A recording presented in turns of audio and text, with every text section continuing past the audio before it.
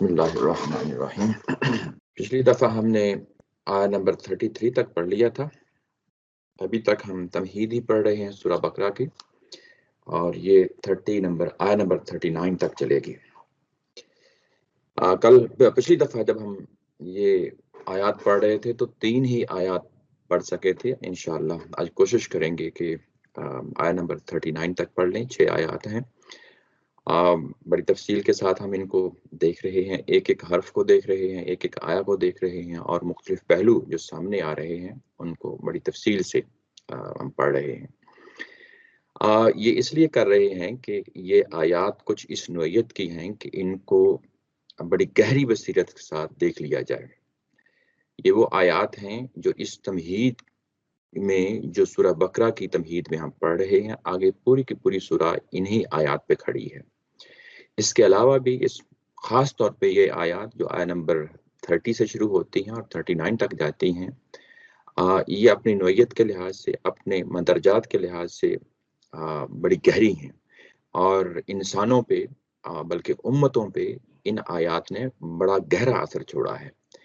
یعنی یہی آیات ہیں جو انجیل میں جب پڑھی گئیں، اور جب پڑھی گئیں تو عیسائیت نے ان سے ایک مختلف فلسفہ دریافت کیا، اور جب یہ تورات میں جب اس طریقے سے آئیں اور وہاں پہ بھی اہل یہود نے جب ان کو پڑھا تو ایک مختلف انداز سے ان آیات کی طرف دیکھا، اور ایسے ہی ہمارے ہاں بھی جب ہم نے اس کو پڑھا تو اس کے اندر بھی کئی ایک زاویے جو ہے نظر آئے، جیسا کہ ہم نے پچھلی دفعہ خلافت کے موضوع کے حوالے سے خاص طور پہ دیکھا کہ پچھلے 150 سال میں تقریباً یعنی ہمارے ہاں جو خلافت کی تحریکیں اٹھتی رہیں اور مسلمانوں کو ایک خاص نہج پہ چلایا جاتا رہا، ان کے لیے بھی یہ آیات بڑی بنیادی اہمیت کی حامل رہی ہیں۔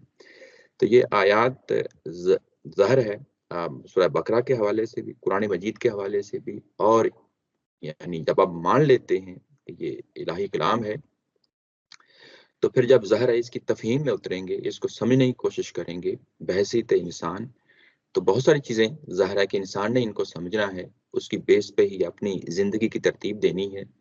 تو کوشش یہی کرنی چاہیے کہ جو کچھ ان آیات کے اندر الفاظ کی صورت میں لکھا ہے اسی تک محدود رہا جائے۔ اس کے اندر مزید فلسفے یا مزید کوئی ایسی چیزیں دریافت کرنا جو ان آیات کے اندر خود موجود نہیں ہے وہ مناسب نہیں ہے۔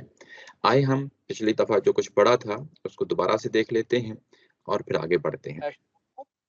جی ڈاکٹر صاحب، اس میں یہ جو آپ نے بھی بہت اچھی بات کی کہ وہاں بائبل میں بھی یہ سٹوری پوری آئی ہوئی ہے آدم علیہ السلام کی، جی وہاں پر اس کی کیا سچویشن ہے؟ کیونکہ عیسائیت بہت سخت جگہ پر کھڑی ہے اس معاملے میں، ایتھیسٹ کے ساتھ اس تھیوری پر انسان کیسے پیدا ہوا ہے، تو وہ اس کے جواب میں پھر وہ عیسائیت ان لوگوں نے پھر پورا مذہب ہی چھوڑ دیا، کیونکہ وہ کوئی سینس نہیں کر رہا تھا۔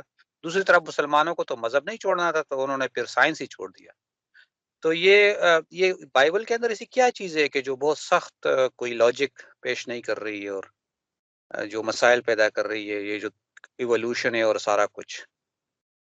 اچھا، یہ جو دونوں واقعات ہیں، ابھی تو ہم نے ایک پڑھا ہے، اس کے بعد ابھی دوسرا پڑھنے لگے ہیں۔ اس کے پڑھنے کے بعد جو ہے نا، میرا خیال ہے وہ زیادہ صورتحال سامنے آ جائے گی۔ اس کی بیس پہ پھر میں بتاؤں گا کہ بائبل میں اہل یہود نے اس کو کیسے دیکھا اور عیسائیت نے اس کو کیسے دیکھا، وہ زیادہ میرا خیال ہے واضح جگہ پہ کھڑے ہو کے پھر ہم دیکھ رہے ہوں گے۔ نمبر 1۔ نمبر 2 یہ کہ جو ایوولوشن کے حوالے سے ہے وہ سورہ حج اور سورہ مومنون جو ہے وہیں جب وہ آیات آئیں گی تو وہاں ہم ان کو دیکھیں گے۔ یہاں پہ ایک اور پہلو ہے جس کو میں یعنی نمایاں کر رہا ہوں، وہ کیا ہے؟ وہ کفارہ کا جو ہے نا ایک پورا عقیدہ ہے جو گھڑ لیا گیا ہے عیسائیت نے، وہ ہم نے دیکھنا ہے آج، کیونکہ وہ ان آیات سے متعلق ہے۔ اور دوسرا اہل یہود نے، وہاں یہ لکھا گیا ہے کہ جب یہ واقعہ ہو گیا حضرت آدم علیہ السلام کے ساتھ، تو اس کے بعد حضرت آدم علیہ السلام کو شعور ملا ہے، یعنی پہلے شعور نہیں تھا۔ تو وہ بھی ظاہر ہے کہ انہی آیات سے متعلق ہے۔ وہ ہم جب یہ دونوں واقعات پڑھ لیتے ہیں، ایک پڑھ لیا تھا ہم نے پچھلی دفعہ، اور ایک آج پڑھنے جا رہے ہیں، اس کے بعد پھر میں اس پہ تبصرہ کر دوں گا۔ یہاں تک دوسرے پہلو جو ہے وہ ایولیوشن کا، وہ جس جگہ پہ آئے گا وہ اس سورہ بقرہ کا حصہ نہیں ہے، انشاءاللہ وہاں پہ پھر جو ہے تک بڑی تفصیل کے ساتھ دیکھیں گے۔ 30 سے جو بات چلی تھی وہ یہ تھی کہ اگر آپ دیکھیں تو وہاں یہ پلان رکھا جا رہا ہے کہ میں ایک شخص کو، ایک پوری نسل کو پیدا کرنے جا رہا ہوں اور اس کو ارادہ اختیار دیا جائے گا۔ یوں ہی یہ لفظ بولا خلیفہ، ارادہ اور اختیار کا، بادشاہ کا، جو زمین کے اندر بادشاہت تھی دینے کا ارادہ کیا، تو اس وقت فوری طور پہ فرشتوں کے ہاں ایک سوال اٹھ کھڑا ہوا۔ سوال بڑا جینوئن تھا، بڑا ریزنیبل تھا، جو بات کہی گئی تھی اسی سے متعلقہ تھا، غیر متعلقہ چیز نہیں تھی۔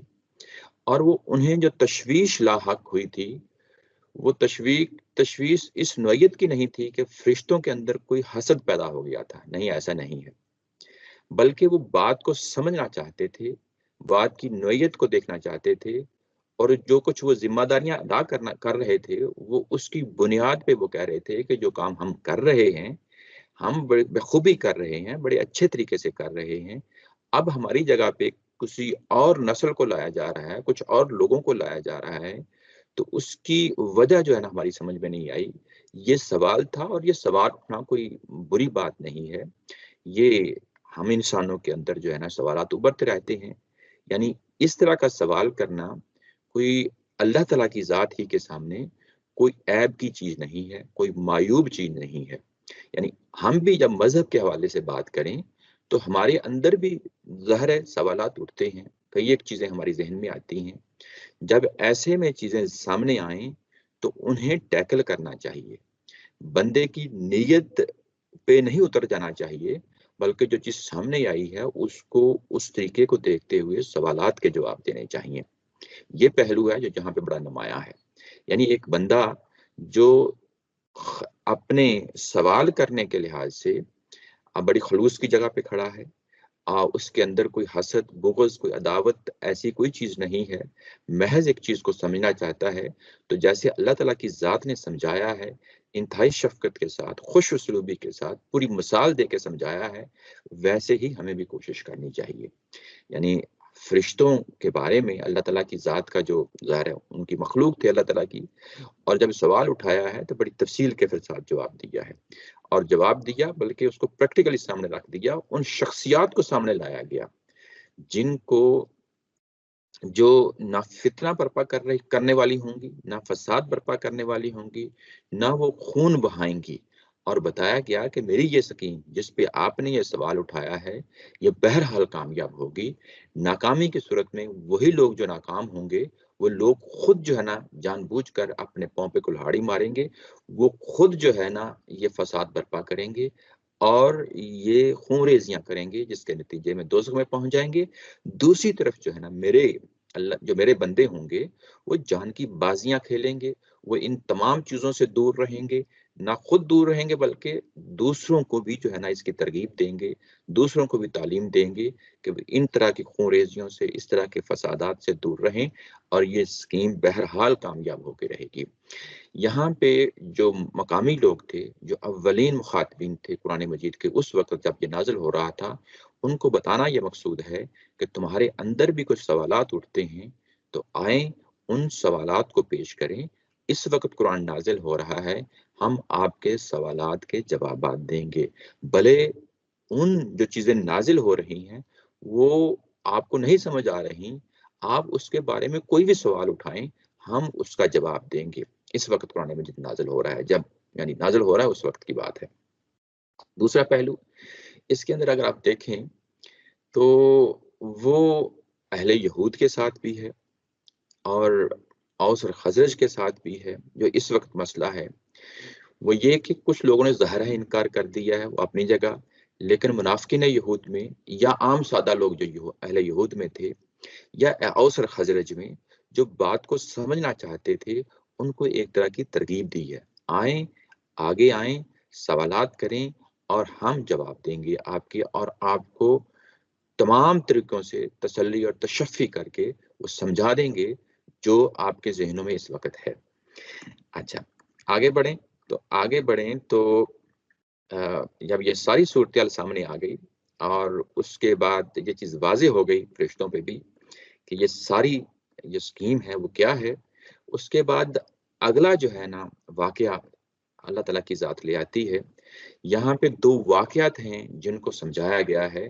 اصل مخاطبین پھر ذہن میں لے آئیں کہ اوس اور خزرج کے وہ لوگ ہیں جو اس وقت شرک کر رہے ہیں، ابھی تک انہوں نے اسلام قبول نہیں کیا، ان کو مخاطب کر کے قرآن مجید یہ بات واقعات سنا رہا ہے۔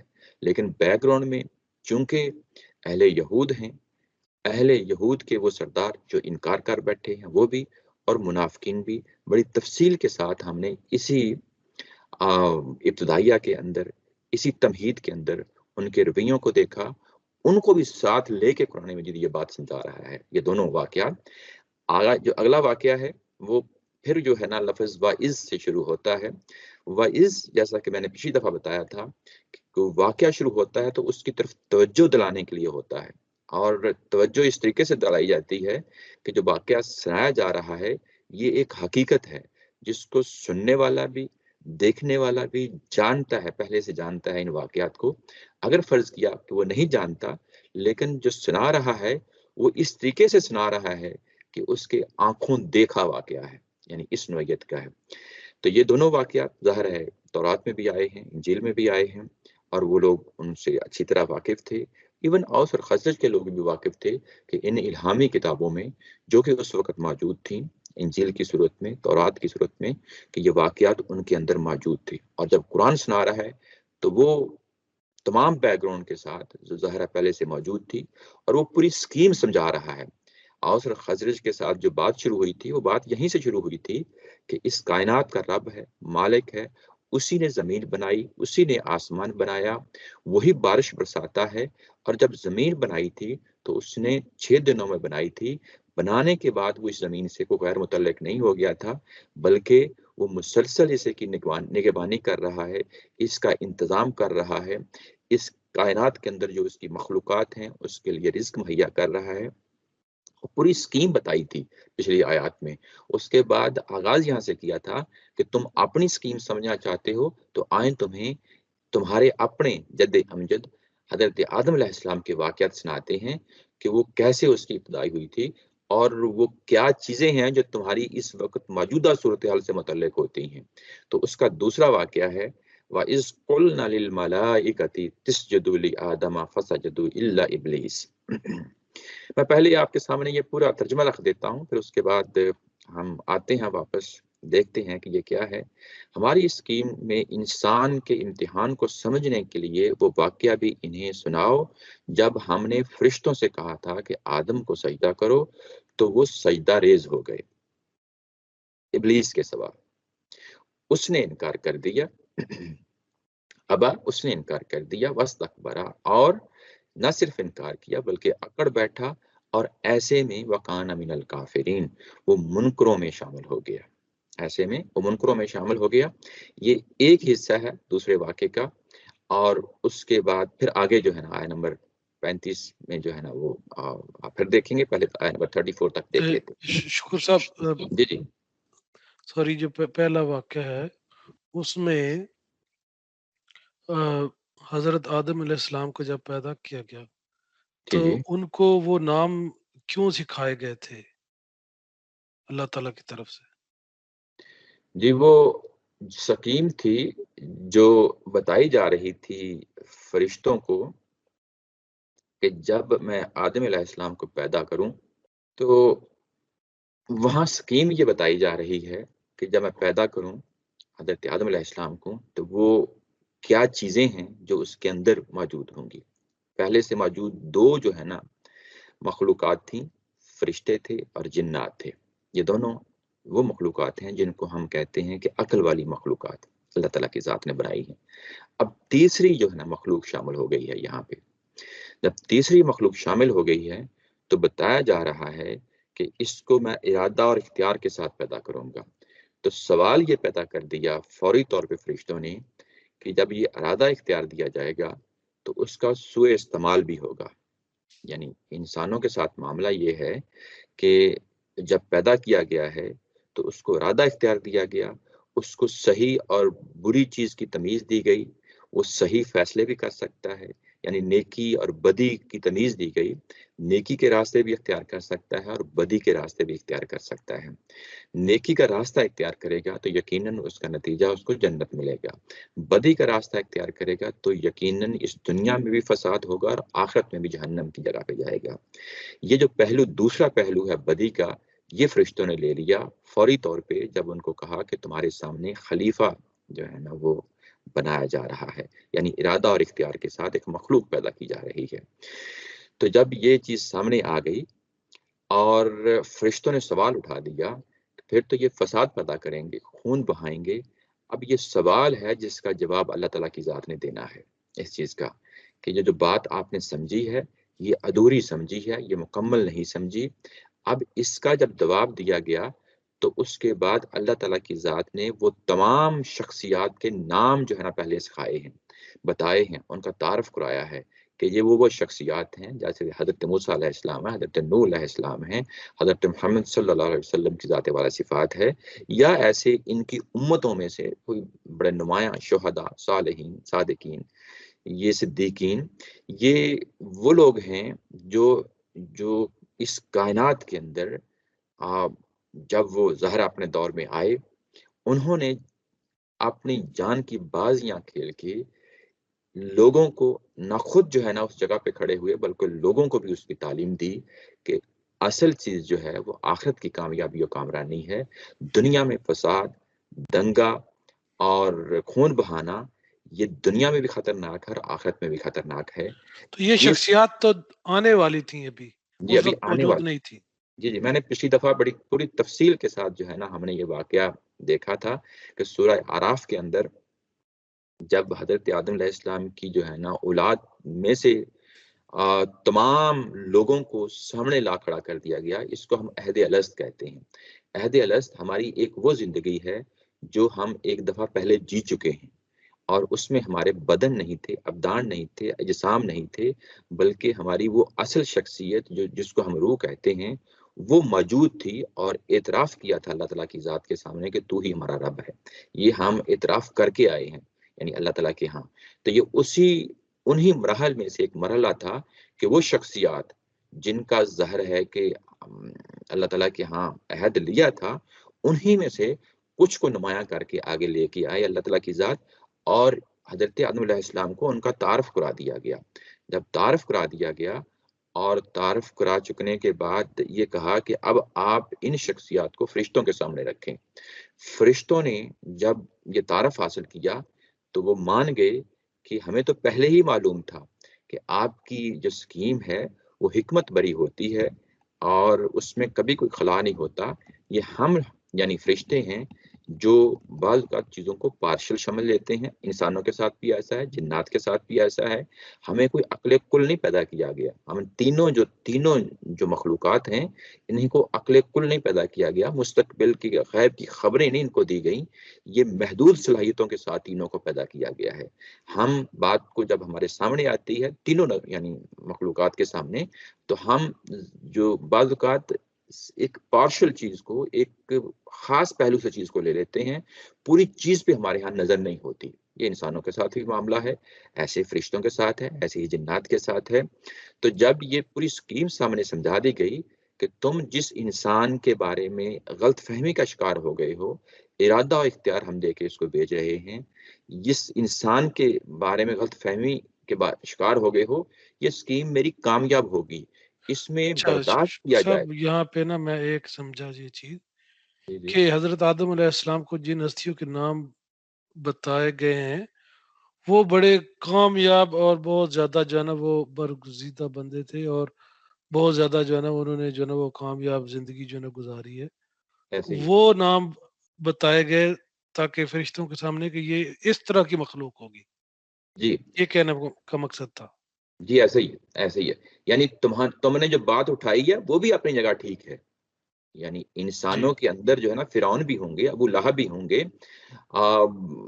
جو خون خرابیاں جو ہے نا کریں گے، خون بہائیں گے، انسانوں کے ساتھ ظلم کریں گے، یہ لوگ بھی ہوں گے وہاں پہ، وہاں پہ جہاں فرعون ہوگا، ابو لہب ہوگا، وہاں موسیٰ علیہ السلام بھی ہوں گے اور حضرت محمد صلی اللہ علیہ وسلم کی ذات بھی ہوگی. تو یعنی اسی انسان کے دونوں پہلو اب سامنے آ گئے. جی اب سمجھ آیا. جی آگے بڑھیں پھر. شکر صاحب یہیں جی پہ ایک سوال اور ذہن میں پیدا ہو رہا ہے کہ یہ حضرت آدم کو سکھا کے ان کے ذریعے کیوں بتایا جا رہا ہے؟ مطلب یہ اچھا سوال فرشتوں نے کیا تھا تو ڈائریکٹ بھی جواب آ سکتا تھا. جی جی کیونکہ اصلاً جو ہے یہاں پہ یاد رکھیں کہ یہ معاملہ کن کے ساتھ ہے؟ حضرت آدم علیہ السلام کے ساتھ ہے. آدم علیہ السلام ہی سے جب یہ متعلق سوال ہوتا ہے تو آدم علیہ السلام یہاں پہ اکیلے نہیں ہیں.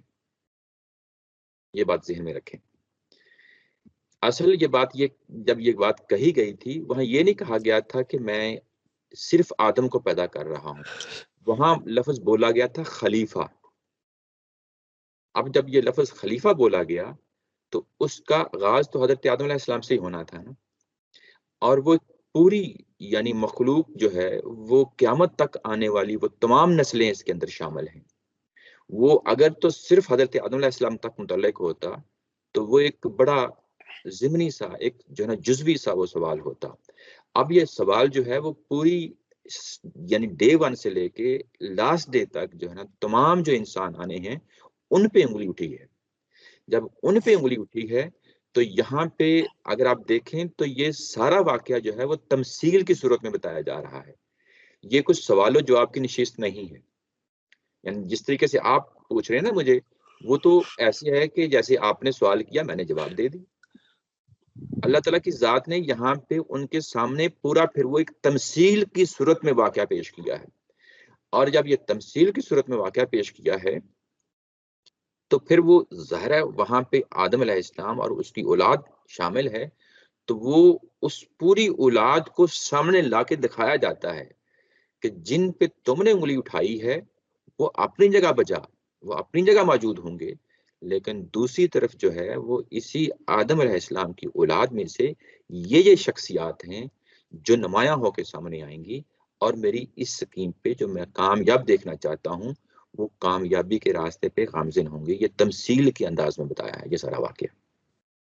اور یعنی وہ جو سوال اٹھایا گیا تھا کہ وہ دنیا میں زمین پہ خون خرابہ کریں گے اور فساد پھیلائیں گے، اس کے جواب میں اللہ تعالیٰ نے بتایا کہ نہیں، یہ تو جو ہے نا یہ اس طرح کے جو ہے نا وہ لوگ ہوں گے، حضرت محمد صلی اللہ علیہ وسلم، حضرت موسیٰ اور باقی جو کامیاب انسان جو ہے نا وہ گزرے ہیں. جی جی یہ ایسے ہی ہے. تو یہ اگر آپ دیکھیں تو یہ پوری تمثیل ہے، یہ محض جواب نہیں ہے. تو جب پوری تمثیل لا کے سامنے رکھ دی گئی تو وہ پورا پلان ہے جو اللہ تعالیٰ کی ذات کا وہ پوری حکمت ہے وہ واضح ہو جاتی ہے ایسے میں. یعنی قرآن مجید جو ہے وہ اگر آپ دیکھیں تو واقعات کو جب بیان کر رہا تھا ایسے واقعات کو بیان کر رہا تھا جیسے آنکھوں دیکھے ہوتے ہیں. تو وہ ایک پوری تفصیل ہے تمثیل کی صورت میں. یعنی تمثیل جب یہ کہہ رہا ہوں تو ایسا نہیں ہے کہ یہ کوئی ویسے ہی جو ہے نا ان کو واقعہ بتا دیا گیا، بلکہ حقیقتاً یوں ہوا. یعنی وہ اس انداز میں پوری کی پوری صورتحال سامنے رکھ دی گئی. اور بالکل جیسے آنکھوں دیکھی چیز سامنے آ جاتی ہے تو وہ ایک بڑی مختلف امپیکٹ چھوڑتی ہے. اور اسی انداز میں جب فرشتوں کے سامنے چیز لائی گئی تو اس کا ایک خاص امپیکٹ ہوا ہے. اور وہ ہوا ہے ظاہر ہے اس کا نتیجہ وہ سامنے آیا ہے کہ وہ بات کو مان گئے ہیں اور بات کو سمجھنے کے بعد سرنڈر کر گئے ہیں اور کہتے ہیں کہ انک انت العلیم الحکیم. اور اس کے بعد اللہ تعالیٰ کی ذات نے پھر جو آخر میں جواب دیا ہے کہ قال الم اقل لکم انی اعلم غیب السماوات والارض، میں آپ کو کہتا نہیں تھا کہ میری یہ سکیم ہے اس کو میں ہی جانتا ہوں. واعلم ما تبدون، اور جو کچھ تم ظاہر کر رہے تھے یہی ظاہر کر رہے تھے نا کہ اس انسان نے فساد بھی برپا کرنا ہے اور خونریزیاں بھی کرنی ہے. اور تم نے اپنی پوزیشن بھی واضح کر دی تھی کہ ہم تو تقدیس کے ساتھ تحمید کے ساتھ تیری عبادت کر رہے ہیں. یہ دونوں پہلو آپ نے بتا دیے تھے. وما کنتم تکتمون، اور جو کچھ تم نے چھپا رہے تھے اس کو میں نے اب پریکٹیکلی کھول کے دکھا دیا ہے تمہارے سامنے. یہ وہ چیز ہے جو بڑی نمایاں ہو جاتی ہے. جی فراز صاحب آگے چلیں. جی آگے چلیں. جی یہاں پہ اگر آپ دیکھیں آیت نمبر 34 کے اندر تو یہاں حکم دیا جا رہا ہے फरिश्तों को हुक्म दिया जा रहा है कि वो सजदा करें। आदम अलैहिस्सलाम को सब ने सजदा कर लिया और इब्लीस ने सजदा नहीं किया। वजह क्या बताई? नंबर 1, उसने इनकार किया।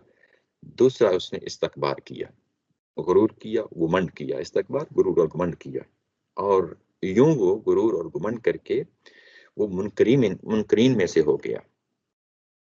ये जो चीज है मैं आपके सामने, क्योंकि ज़ाहिर है ये पूरा वाक़या फिर तफसील चाहता है, मेरे अपने नोट्स हैं, मैं आपके सामने खोल रहा हूँ। ये साथ साथ मैं बनाता रहता हूँ। अगर आप देखें यहाँ पे तो जो सूरत हाल है वो ये कि सबसे पहली चीज जो इसमें समझने वाली है वो है सजदा। सजदा जो है वो क्या चीज होती है? ये भी इबादत होती है। सजदा का मतलब होता है झुक जाना, और ये अंदर से भी इंसान झुकता है और बाहर से भी झुकता है। जब आप सजदा कर रहे होते हैं तो आपकी पूरी शख्सियत जमीन पे, नाक समेत जो है ना जमीन पे, पेशानी समेत जमीन पे लगी होती है।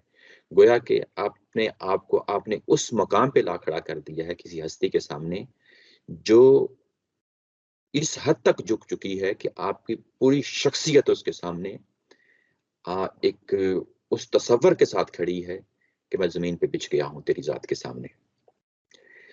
तो ये सजदा जब ये लफ्ज बोला जाता है तो ये किन किन सूरतों में बोला जाता है? एक तो सजदा वही है कि जब हम सजदा कर रहे होते हैं तो प्रस्तश कर रहे होते हैं, इबादत कर रहे होते हैं, माबूद को माबूद मानते हुए कर रहे होते हैं, ख्वाह वो शिरक की सूरत में हो, ख्वाह वो जो है ना तौहीद की सूरत में हो।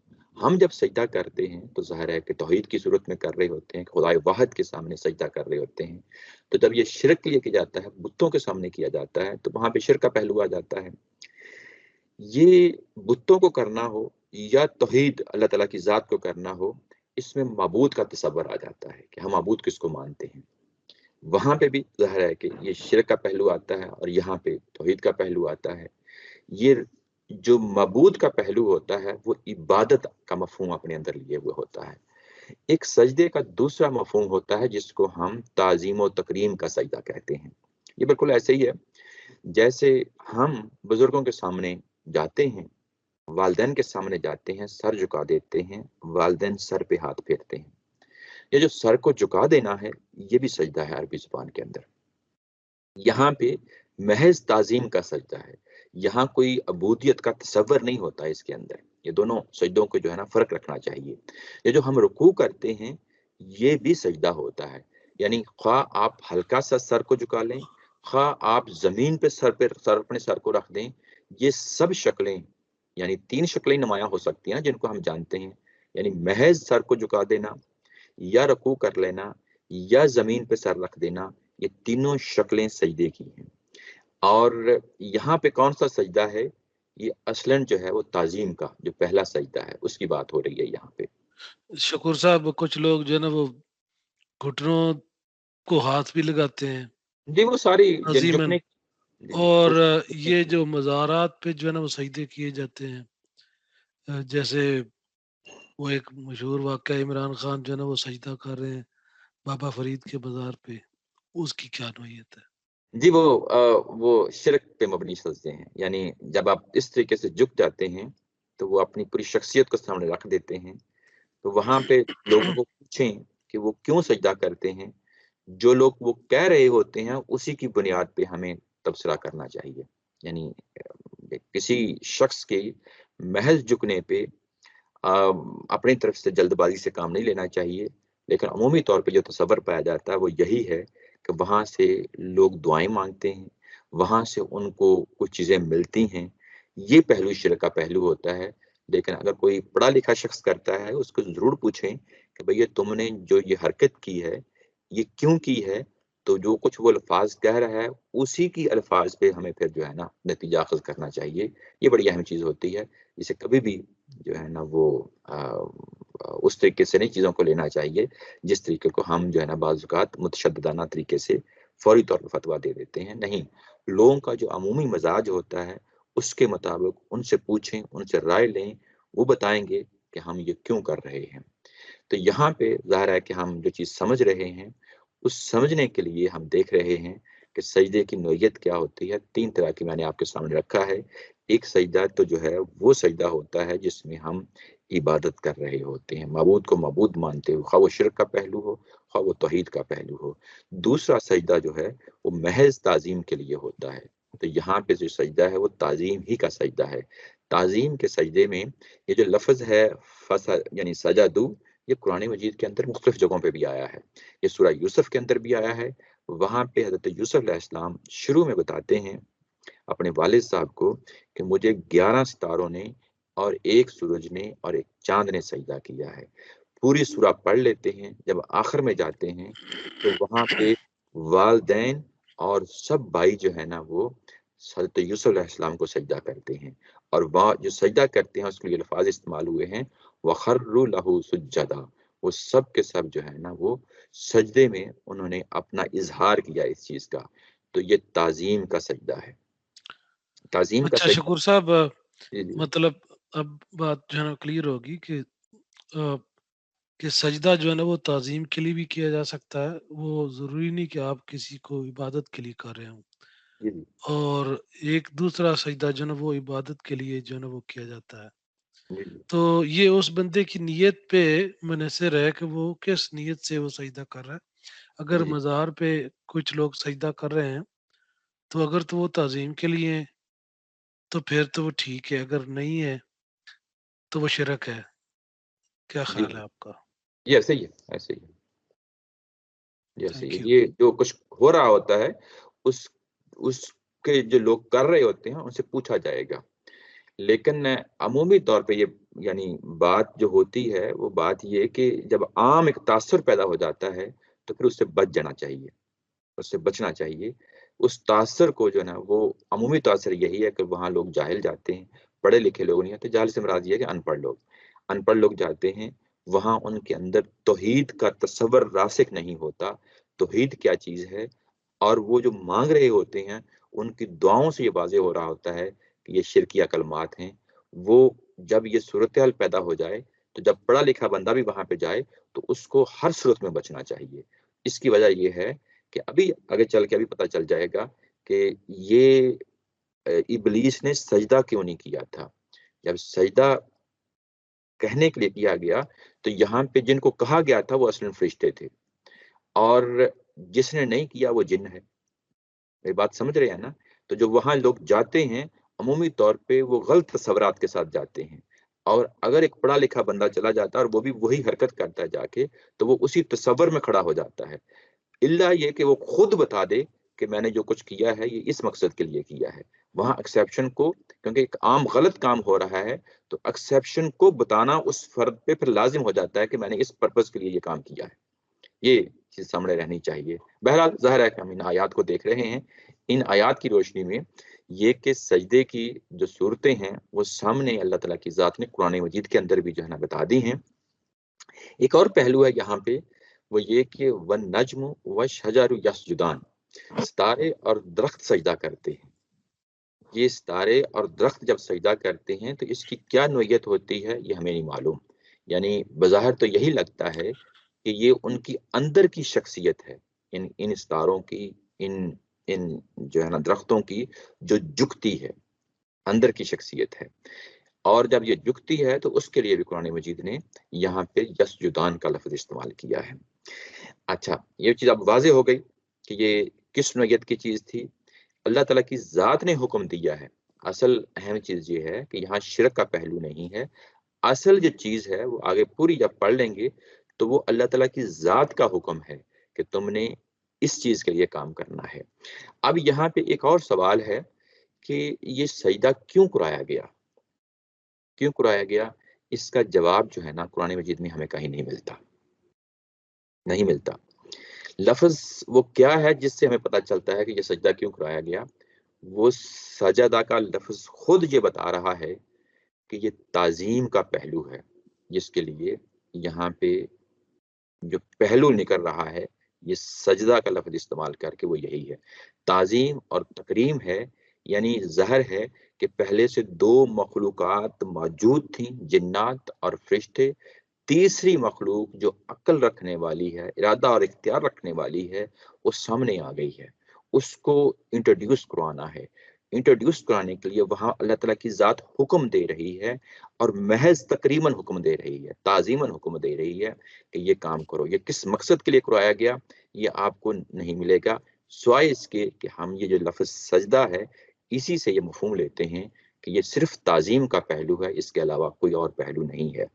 یہاں پہ ساتھ ہی جب ابلیس نے انکار کیا ہے تو جو انکار کیا ہے تو وہاں پہ لفظ بولا گیا ہے استکبار۔ اب یہاں پہ کمپیریزن کر کے ہم دیکھ لیتے ہیں کہ قرآن مجید کا جو تقابل ہے، اسلوب ہے، وہ بڑا خوبصورت ہے۔ یعنی چیزوں کو سمجھانے کے لیے جو اسالیب لاتا ہے اس میں سے ایک اسلوب جو ہے وہ تقابل کا ہے، کمپیریزن کر کے بتا دیتا ہے۔ جب استکبار کا لفظ بولا تو وہ سجدہ کا بالکل اپوزٹ ہے، یعنی اپنے میننگ کے لحاظ سے سجدے کا بالکل اپوزٹ ہے۔ تو گویا کہ چیز کیا ہے یہاں پہ؟ چیز یہ ہے کہ ایک چیز جو ہے وہ حکمن آ رہی ہے اور دوسری صورت جو ہے وہ اس کی مخالفت میں آ رہی ہے، اور اس کمپیریزن کرنے سے ہمیں معلوم ہو گیا کہ اصلاً جو ہے وہ اللہ کے حکم کے سامنے جھکنا ہے، حکم کے سامنے جھکنا ہے اور انکار نہیں کرنا، استکبار نہیں کرنا۔ اس نے انکار کیا اور استکبار کیا۔ اب یہ جو لفظ ابا کا لفظ آیا تھا کہ ابا واستکبرا، یہ ابلیس ہے، ابلیس کے اپنے لفظ کے اندر بھی ظاہر ہے کہ یہ اس کی بحث کی گئی ہے۔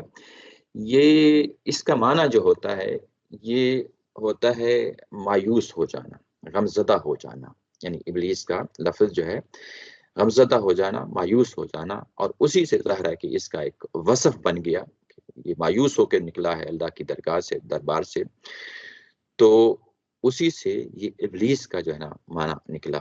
جب اس نے انکار کیا تو کیا جب یہ کہا تھا اللہ تعالیٰ کی ذات نے قلنا للملائکتی سجدہ کرو، تو کیا اس میں ابلیس بھی شامل تھا جس کو یہ کہا گیا؟ ہاں وہ شامل تھا۔ یہ کیوں؟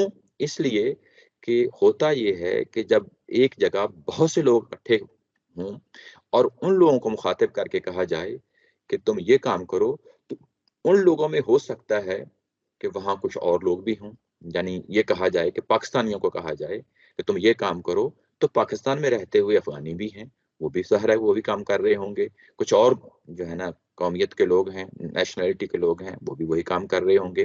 تو ایسے ہی جب یہ فرشتوں کو کہا گیا تو اس میں جنات بھی شامل تھے، جنات بھی شامل تھے۔ یہ ابلیس جنات میں سے تھا۔ یہ سورہ کہف میں جا کے پتہ چلتا ہے، کان من الجن ففسق عن امر ربہ۔ سورہ کہف میں ہمیں پتہ چلتا ہے کہ یہ جنات میں سے تھا، یہ فرشتوں میں سے نہیں تھا۔ اس کے بعد جب اس نے انکار کیا تو ایک دوسری جگہ سورہ آراف میں پتہ چلتا ہے کہ اللہ تعالیٰ کی ذات نے پوچھا، کالا ما منعک اللہ تسجد اذا امرتک، تجھے کس چیز نے روکا تھا جب میں نے تمہیں حکم دیا تھا؟ وہاں پہ لفظ آیا منع کا، کس چیز نے منع کیا تھا، اور حکم کے لیے لفظ آیا ہے امرتک، کہ میں نے تمہیں حکم دیا تھا۔ تو یعنی یہاں کی اس کا مطلب یہ ہے کہ وہ اس میں شامل تھا، یہ کوئی محض خواہش نہیں تھی کہ تم بھی سجدہ کر لو، یہ اس حکم میں شامل تھا۔ اور جب اس کو منع کیا گیا تو جو لفظ ابا ہے اس نے انکار کیا، تو وہ جو انکار کیا تھا اس کا جواب کیا ہے؟ وہ کہ اس نے کہا تھا کہ انا خیر منہ، میں اس مخلوق سے بہتر ہوں۔ کس مخلوق سے؟ جو تم نے بنائی ہے۔ خلقتنی من نار، تو نے مجھے جو ہے نا وہ آگ سے پیدا کیا تھا، وخلقتہ من طین، اور اس کو یعنی آدم کو تم نے مٹی سے پیدا کیا ہے۔ یہ ہے اس کا استکبار۔ اب یہاں پہ جو استکبار سامنے آتا ہے وہ کس بنیاد پہ آتا ہے؟ اس استکبار کو ہم کہتے ہیں نسلی استکبار، کہ میں تو نسلاً جو ہے میری پیدائش کس سے ہوئی؟ آگ سے ہوئی، اور اس مخلوق کی پیدائش مٹی سے ہوئی، میں برتر جگہ پہ کھڑا ہوں۔ یہ انانیت ہے، یہ تکبر ہے، یہی استکبار ہے۔ اور اس استکبار کو اس نے بہانہ بنایا، ایکسکیوز کے طور پہ پیش کیا، اور اللہ کے حکم سے جو ہے نا وہ سرتابی کر گیا، منہ موڑ گیا۔ اصل اللہ کا حکم تھا، اللہ کے حکم کے سامنے جھکنا تھا، یہ امتحان تھا اصلاً، یعنی دوسرے لفظوں میں بولیں تو یہ امتحان تھا. یہ سجدہ جو کروایا گیا ہے یہ امتحان ہے. تعظیم اور توقیر جو ہے وہ اپنی جگہ اور وہ بڑا محدود معنی ہے. ہم بھی جو ہے نا جب لفظ استعمال کرتے ہیں کہ مسجود ملائکہ، ہمارے اندر بھی تکبر آ جاتا ہے. اس تکبر سے بچنا ہے، اس استکبار سے بچنا ہے. اللہ نے جس جگہ ہمیں رکھا ہے اس جگہ پہ رہنا ہے. اللہ کی ذات نے جب فرشتوں سے کہا، فرشتوں نے فوری طور پہ حکم بجا لائے. فرشتے بھی جو ہے نا کوئی سوال اٹھا سکتے تھے. یہ جو کہا جاتا ہے کہ فرشتے جو ہیں وہ تو اللہ تعالیٰ کا ہر حکم بجا لاتے ہیں، وہ ہمہ وقت جو ہے نا وہ تیار ہوتے ہیں، کوئی سرتابی نہیں کرتے. یہ قرآن مجید مختلف جگہوں پہ ہمیں معلوم ہوتا ہے. تو فرشتوں کو کیا امتحان یہاں لاحق ہوا تھا؟ یہ امتحان ہی ہوا تھا یہاں پہ. یہ بالکل ایسا ہی امتحان ہے جیسا ابھی پچھلے واقعے میں پڑھا کہ کہا گیا کہ میں خلیفہ بنانے والا ہوں، تو انہوں نے فوری طور پہ جو ان کے ذہن میں آیا ایک سوال داغ دیا تھا. اور وہ جو سوال داغنا ہے وہ اصلاً کیا چیز ہے، وہ بھی تو امتحانی تھا نا. اور وہ جو یہاں پہ جو صورتحال پیدا ہو گئی تو یہ ایک دوسرا امتحان یہاں پہ مطلوب ہے. اور اس امتحان میں ہم دیکھتے ہیں کہ وہ فرشتے فوری طور پہ سرنڈر کر جاتے ہیں. تو ایسے ہی جب اللہ کے احکامات آتے ہیں، اللہ کی جو ہے نا حکم ہمارے سامنے واضح ہو جاتا ہے تو ہمیں اس کے سامنے سرنڈر کرنا ہے. اس کے اندر سامنے سینہ تان کے کھڑے ہو جانا اور کوئی ایسی ایکسکیوزز جو ہے تلاش کرنا جیسا یہاں پہ ابلیس نے تلاش کی ہے. تو یہ انانیت ہے، استکبار ہے. اور جب یہ انانیت ہے، استکبار ہے، تو اس کا پھر مطلب یہ ہے کہ وکان من الکافرین، کہ وہ پھر اہل کفار میں سے ہو گیا، وہ لوگ جو انکار کر دیتے ہیں. یہ دیکھیں ابلیس نے یہاں پہ لفظ استعمال ہوا ہے کافر کا، الف لام کے ساتھ ہوا ہے. ابلیس نے یہ سارا واقعہ آنکھوں دیکھا یہ کیا ہے، یعنی اس کے سامنے آنکھوں دیکھا واقعات یہ سارے ہوتے ہیں. اور اللہ تعالیٰ کی ذات کو وہ جانتا ہے، وہ اسی محفل میں ہے اور سب کچھ دیکھ چکنے کے بعد وہ انکار کرتا ہے تو وہ الکافر ہو جاتا ہے. انسان کے ساتھ بھی یہی معاملہ ہے. وہ کافر کب بنتا ہے؟ جب وہ عقلی طور پہ وہ سارے سفر طے کر چکا ہوتا ہے، اور سفر طے کر چکنے کے بعد وہ اتمام حجت ہو چکا ہوتا ہے، ہر چیز واضح ہو چکی ہوتی ہے، اور پھر اس کے بعد کہتا ہے کہ میں نہیں مانتا اس کو. جب وہ نہیں مانتا تو قرآن اس کے لیے لفظ الکافر استعمال کرتا ہے.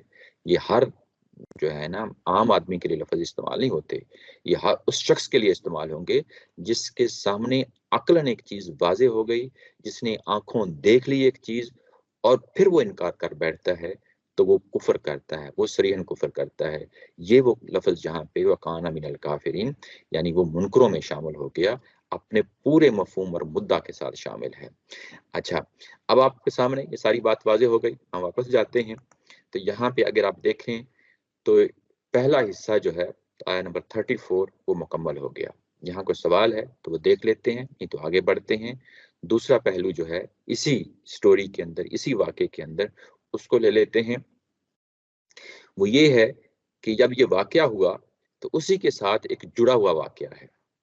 وہ واقعہ کیا ہے کہ اس کے بعد ہم نے وَقُلْنَا یا آدم اسکن انت وزوجک الجنۃ وکلا منہا رغدا حیث شئتما ولا تقربا هذه الشجرۃ فتکونا من الظالمین.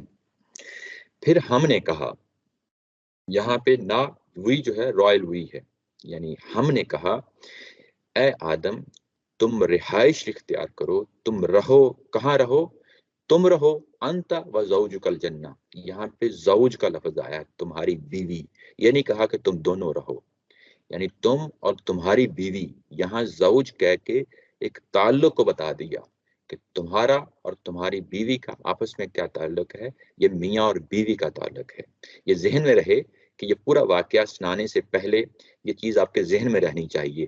اگر یہ ذہن میں نہ ہو تو ایک بڑا مختلف تاثر سامنے آتا ہے. یہ میاں اور بیوی کا تعلق ہے جو ان کو ایک جگہ پہ بسانے سے پہلے واضح کر دیا اللہ تعالیٰ کی ذات نے کہ تمہارا دونوں کا تعلق، تم علیحدہ شخصیت ہو، تمہاری بیوی ایک علیحدہ شخصیت ہے، دونوں کو ایک ہی جگہ پہ رکھا جا رہا ہے اور وہ جنت ہے. یہ جنت عام باغ ہے، کوئی خاص جو ہے نا وہ باغ نہیں ہے جو قیامت کے بعد جنت ملنی ہے. آگے چل کے ہمیں یہ ہم پڑھیں گے، قرآن مجید میں آتا ہے کہ وہ جو جنت جو قیامت کے بعد جنت ملنی ہے، یہ ہم اس پوری زمین کا سسٹم تباہ و برباد کریں گے. قیامت برپا ہوگی، قیامت برپا ہونے کے بعد اسی ملبے سے ہم جنت بنائیں گے، اسی ملبے سے ہم دوزخ بنائیں گے. یہ واقعہ ابھی ہونا ہے. یہ قرآن مجید کی دوسری جو ہے نا آیت کے تحت ہم اس کو سمجھتے ہیں. یہ کون سی جنت ہے؟ یہ جنت عام ایک باغ ہے جو اللہ تعالیٰ کی ذات نے چنا تھا. ہمیں نہیں معلوم یہ کہاں پہ ہے. یعنی اس کے بارے میں جتنی بات کہی ہے قرآن مجید کی اتنی ہی بات پہ یعنی اس کو کافی سمجھنا چاہیے. یہ کہ کسی باغ میں رکھا گیا ہے اور باغ میں رکھنے سے پہلے بتا دیا گیا کہ تمہیں یہاں پہ کچھ عرصے کے لیے ٹھہرنا ہے. یہ کچھ عرصے کے لیے ٹھہرنا ہے آگے چل کے معلوم ہو جائے گا، لیکن یہاں پہ یہ بتایا گیا ہے کہ تمہیں ٹھہرنا ہے اور تمہارے ٹھہرنے کی نوعیت تمہیں میاں اور بیوی بنا کے یہاں پہ ٹھہرایا جا رہا ہے. یہ ایک بات ہوئی باغ. اس کے بعد کہا کہ وَكُلَا مِنْهَا رَغَدًا حَيْثُ شِئْتُمَا، تم دونوں نے یہاں پہ رہتے ہوئے جو کچھ اس باغ کے اندر موجود ہے وہ فراغت کے ساتھ کھانا پینا ہے، یعنی کوئی پابندی نہیں ہے. یعنی یہ لفظ جو استعمال ہوا ہے کلا، تم دونوں کھاؤ پیو. رغدن کا مطلب ہوتا ہے یعنی پوری فراغت کے ساتھ، کوئی لمٹ نہیں ہے، کوئی حدود و قیود نہیں ہے. آپ پوری عیش کے ساتھ، آرام کے ساتھ، با فراغت طریقے سے آپ جو ہے نا یہاں پہ جو چیزیں ہیں کھانے پینے کی ان کو استعمال کرو. شئتما کا لفظ استعمال ہوا جو کچھ تم چاہتے ہو، یعنی تمہاری اپنی خواہش پہ مبنی ہے. تمہیں ہر طرح کی چیز یہاں پہ میسر ہوگی. اچھا میسر ہوگی، لیکن اس کے ساتھ اللہ تعالیٰ کی ذات نے ایک کنڈیشن لگا دی ہے، وَلَا تَقْرَبَا هَٰذِهِ الشَّجَرَةَ، تمہیں اس درخت کے پاس نہیں جانا. فَتَكُونَ مِنَ الظَّالِمِينَ، اور جب اس درخت کے پاس چلے جاؤ گے تو تم یقیناً اپنی جان کے اوپر ظلم ڈال رہے ہوگے. اب ہم دوبارہ جاتے ہیں کیونکہ اس جو آیا 35 کے اندر یہاں پہ اگر آپ دیکھیں کچھ چیزیں ہیں جو بیان کی گئی ہیں. نمبر 1 سکونت اختیار کرنا، نمبر 2 میاں بیوی کی حیثیت سے اس کے اندر رہنا، نمبر 3 جو کچھ یہاں موجود ہے اس سے کھانا پینا. یہ 3 چیزیں بتا کے جو ہے نا جنت میں بھیجا جا رہا ہے. چوتھی چیز جو ہے وہ منع کر کے بھیجا جا رہا ہے، وَلَا تَقْرَبَا هَٰذِهِ الشَّجَرَةَ فَتَكُونَ مِنَ الظَّالِمِينَ. چوتھی چیز کو جب منع کیا گیا ہے تو ساتھ ہی نتیجہ بھی رکھ دیا ہے کہ اس کے نتیجے میں تم اپنی جانوں پہ ظلم ٹھہراؤ گے. تم دونوں، یہ دونوں کے لیے لفظ آ رہا ہے. اچھا اس کی آپ ہم تفصیل دیکھتے ہیں. تفصیل اس کی یہ ہے کہ جب یہ کہا گیا کہ تم اس میں سے جہاں سے چاہو فراغت کے ساتھ کھاؤ، تو ہمیں دوسری جگہ سے معلوم ہوتا ہے جو اس کی وضاحت آتی ہے کہ یہ محض اتنی بات نہیں تھی بلکہ اس کے ساتھ کچھ اور چیزیں بھی ہیں.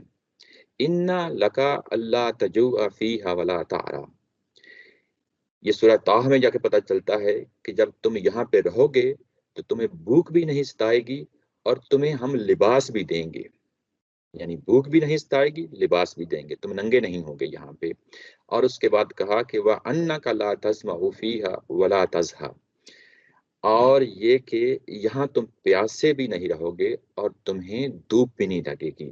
گویا اب یہاں پہ اگر ہم قرآن مجید کے یہ تمام مقامات جو اس چیز سے متعلق ہیں، کھانے پینے کے حوالے سے، رہائش کے حوالے سے، وہ ساری چیزیں سامنے آ گئیں. نمبر 1 تمہیں رہائش ملنی ہے یہاں پہ، نمبر 1 رہائش، نمبر 2 کھانے پینے کی چیزیں ہیں، اس میں کوئی پابندی نہیں ہے. کھانے پینے کی چیزیں میں کہہ دیا کہ تم بھوکے نہیں رہو گے. نمبر 3 جو ہے نا جہاں پہ ملنے والی جو چیز ہے وہ تمہیں لباس ملے گا. یہ بھی واضح رہنا چاہیے، یعنی جب وہ جنت میں جاتے ہیں تو ننگے نہیں گئے. اللہ تعالیٰ کی ذات نے دونوں کو، میاں بیوی کو لباس دے کے بھیجا ہے. یعنی لباس یہ کہنا کہ یہ بعد میں انسانوں کی دریافت ہے، جب ہم تاریخی طور پہ دیکھتے ہیں ایسا نہیں ہے. یعنی ڈے 1 سے جو ہے نا انسانیت کے پاس لباس ہے. اب اس لباس کی کیا نوعیت تھی، وہ کس کپڑے کا بنا ہوا تھا، ہمیں نہیں معلوم.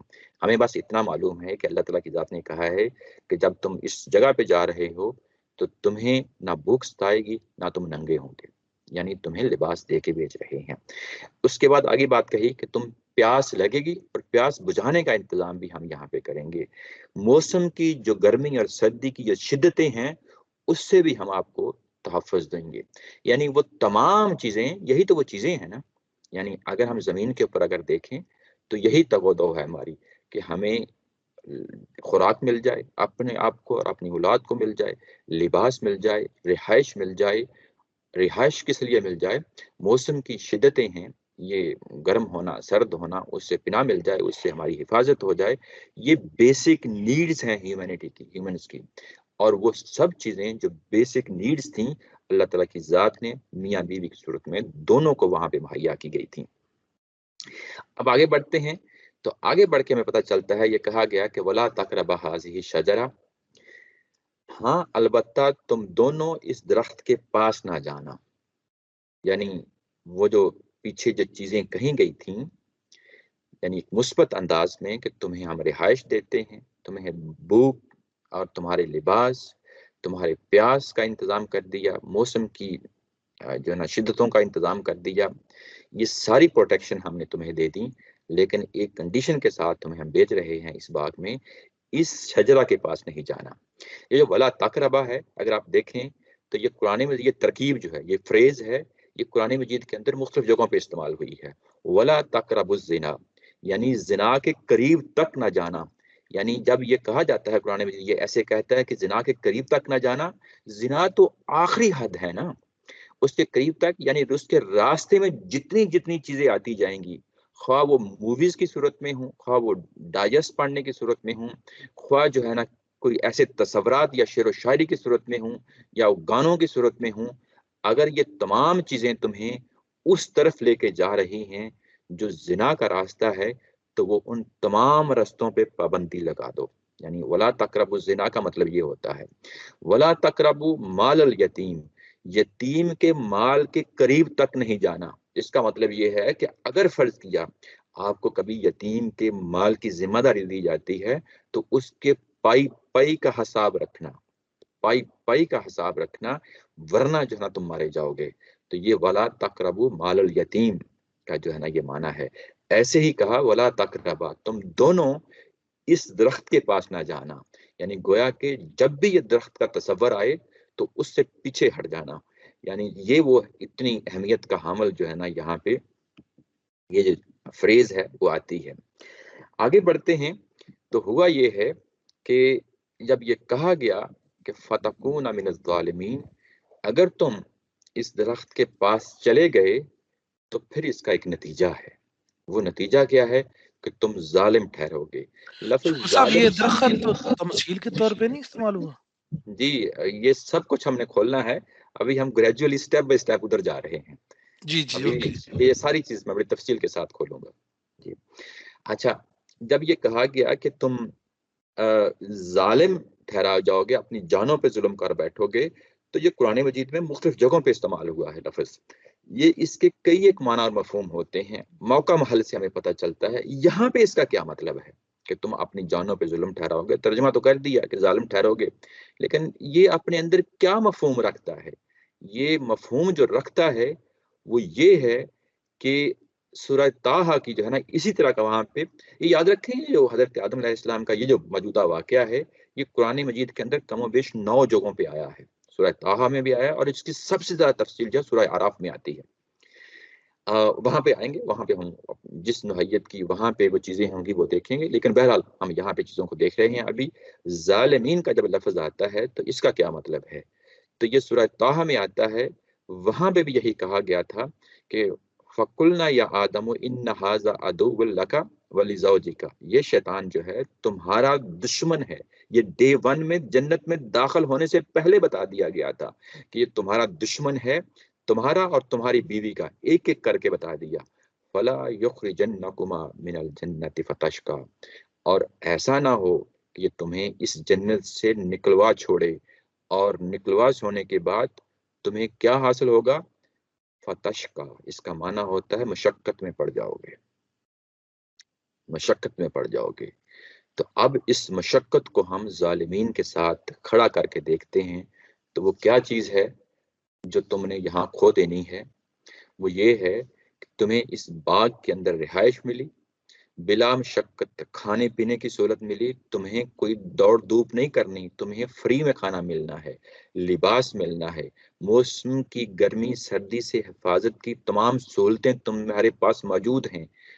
جب تم یہ کام کر بیٹھو گے، درخت کے پاس چلے جاؤ گے، اس کے بعد یہ سب سہولتیں چھن جائیں گی اور اس کے بعد یہ سب چیزیں تمہیں پھر میسر ہوں گی، لیکن ایک مشقت کے ذریعے سے میسر ہوں گی۔ اور یہ مشقت کیا ہے وہ ظاہر آگے چل کے دیکھیں گے کہ اس باغ سے نکلنا ہے اور دنیا میں آنا ہے۔ یہی تو ہم مشقت میں جو ہے نا لگے ہوئے ہیں کہ رہائش ہو، کھانے پینے کا سامان ہو، لباس ہو، موسم کی گرمی سردی ہو۔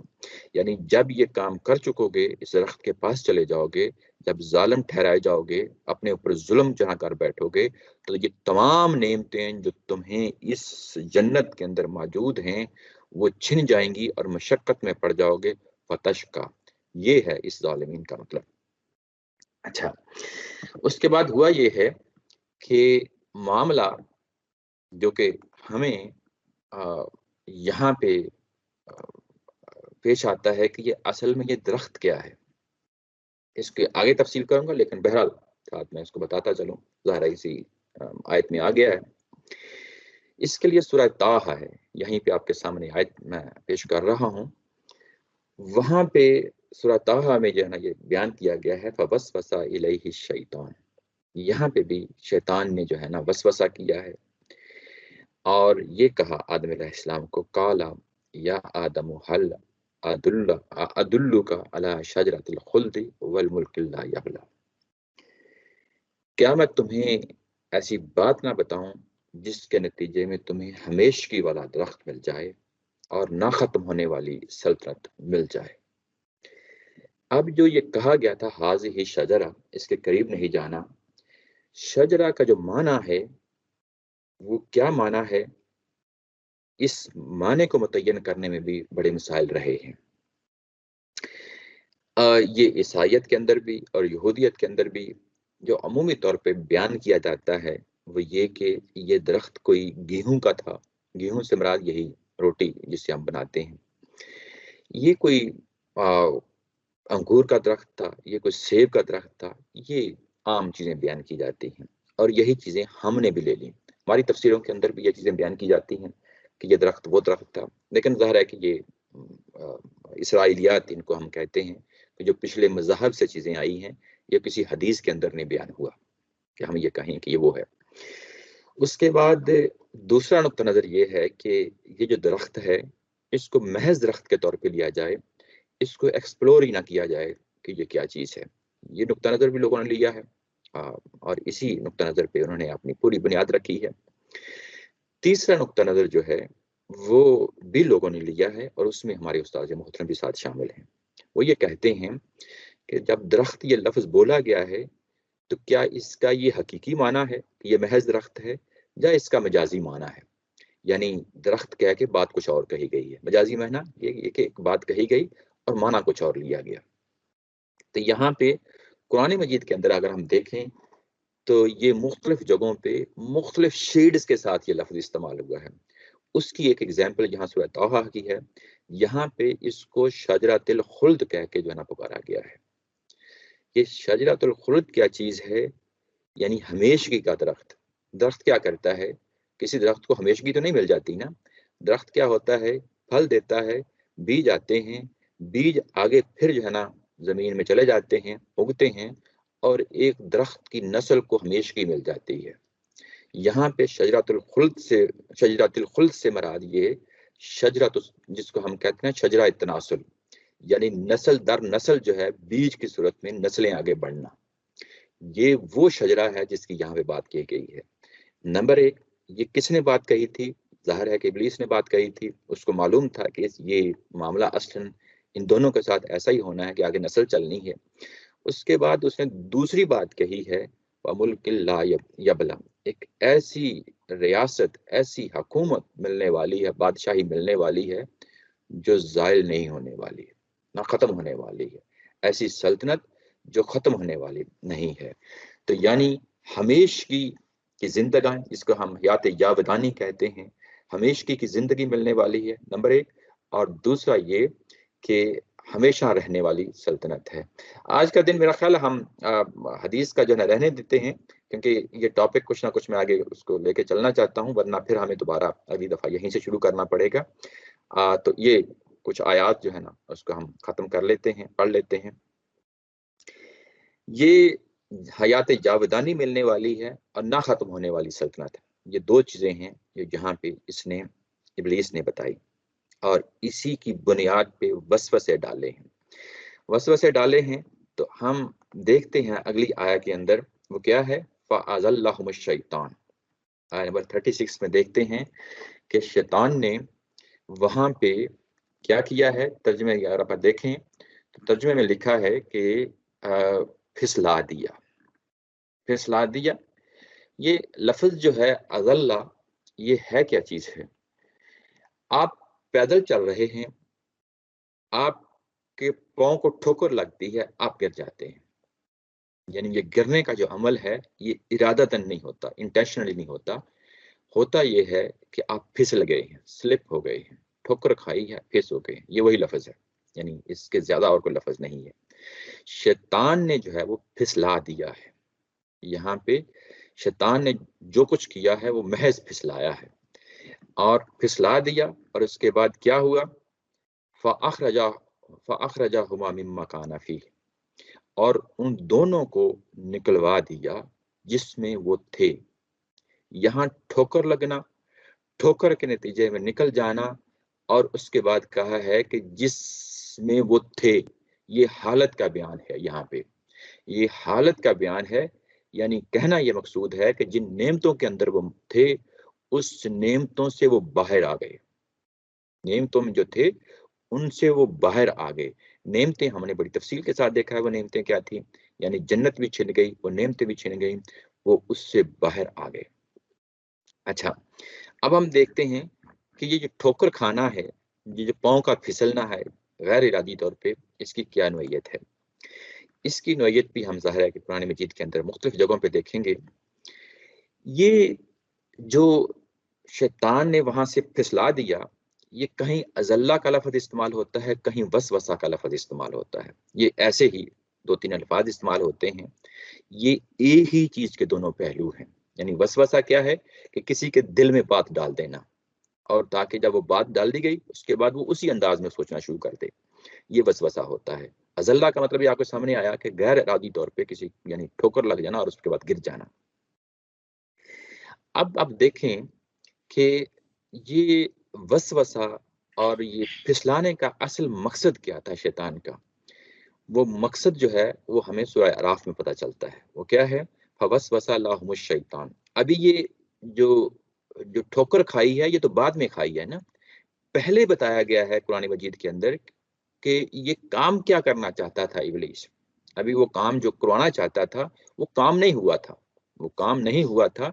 وہ کام ہونے سے پہلے جو ہے وہ اس کا ٹارگٹ کیا تھا وہ سورہ اعراف میں بتا دیا ہے، وہی آیت ہم پڑھ رہے ہیں ابھی۔ فوسوس لهم الشیطان، شیطان نے جو ہے نا وسوسہ جو ہے نا ڈالا، وہ کیا تھا، لیبدی لهما ما وري عنهما من سوآتهما، وہ یہ تھا کہ وہ کھول دے جو چیز ان سے چھپا دی گئی ہے۔ ماوریا کا مطلب ہوتا ہے چھپا دی گئی ہے۔ وہ کون سی چیز چھپا دی گئی ہے؟ سوآتهما، سوآتهما کا مطلب ہوتا ہے ان دونوں کی شرمگاہیں۔ سوآتی کا مطلب ہی ہوتا ہے شرمگاہ، دونوں کی شرمگاہوں کی صورت میں جو دونوں سے چھپا دی گئی تھی۔ ابھی انہیں معلوم نہیں تھا کہ ان جگہوں کا کیا فنکشن ہے، اور وہ جو چھپا دی گئی تھی یہ چھپانے کو کھولنا تھا۔ اصل یہ وسوسہ یہی تھا۔ فوسوس لهم الشیطان لیبدی، کہ وہ کھلوا دے، یعنی وہ چیز ان کے سامنے لے آئے۔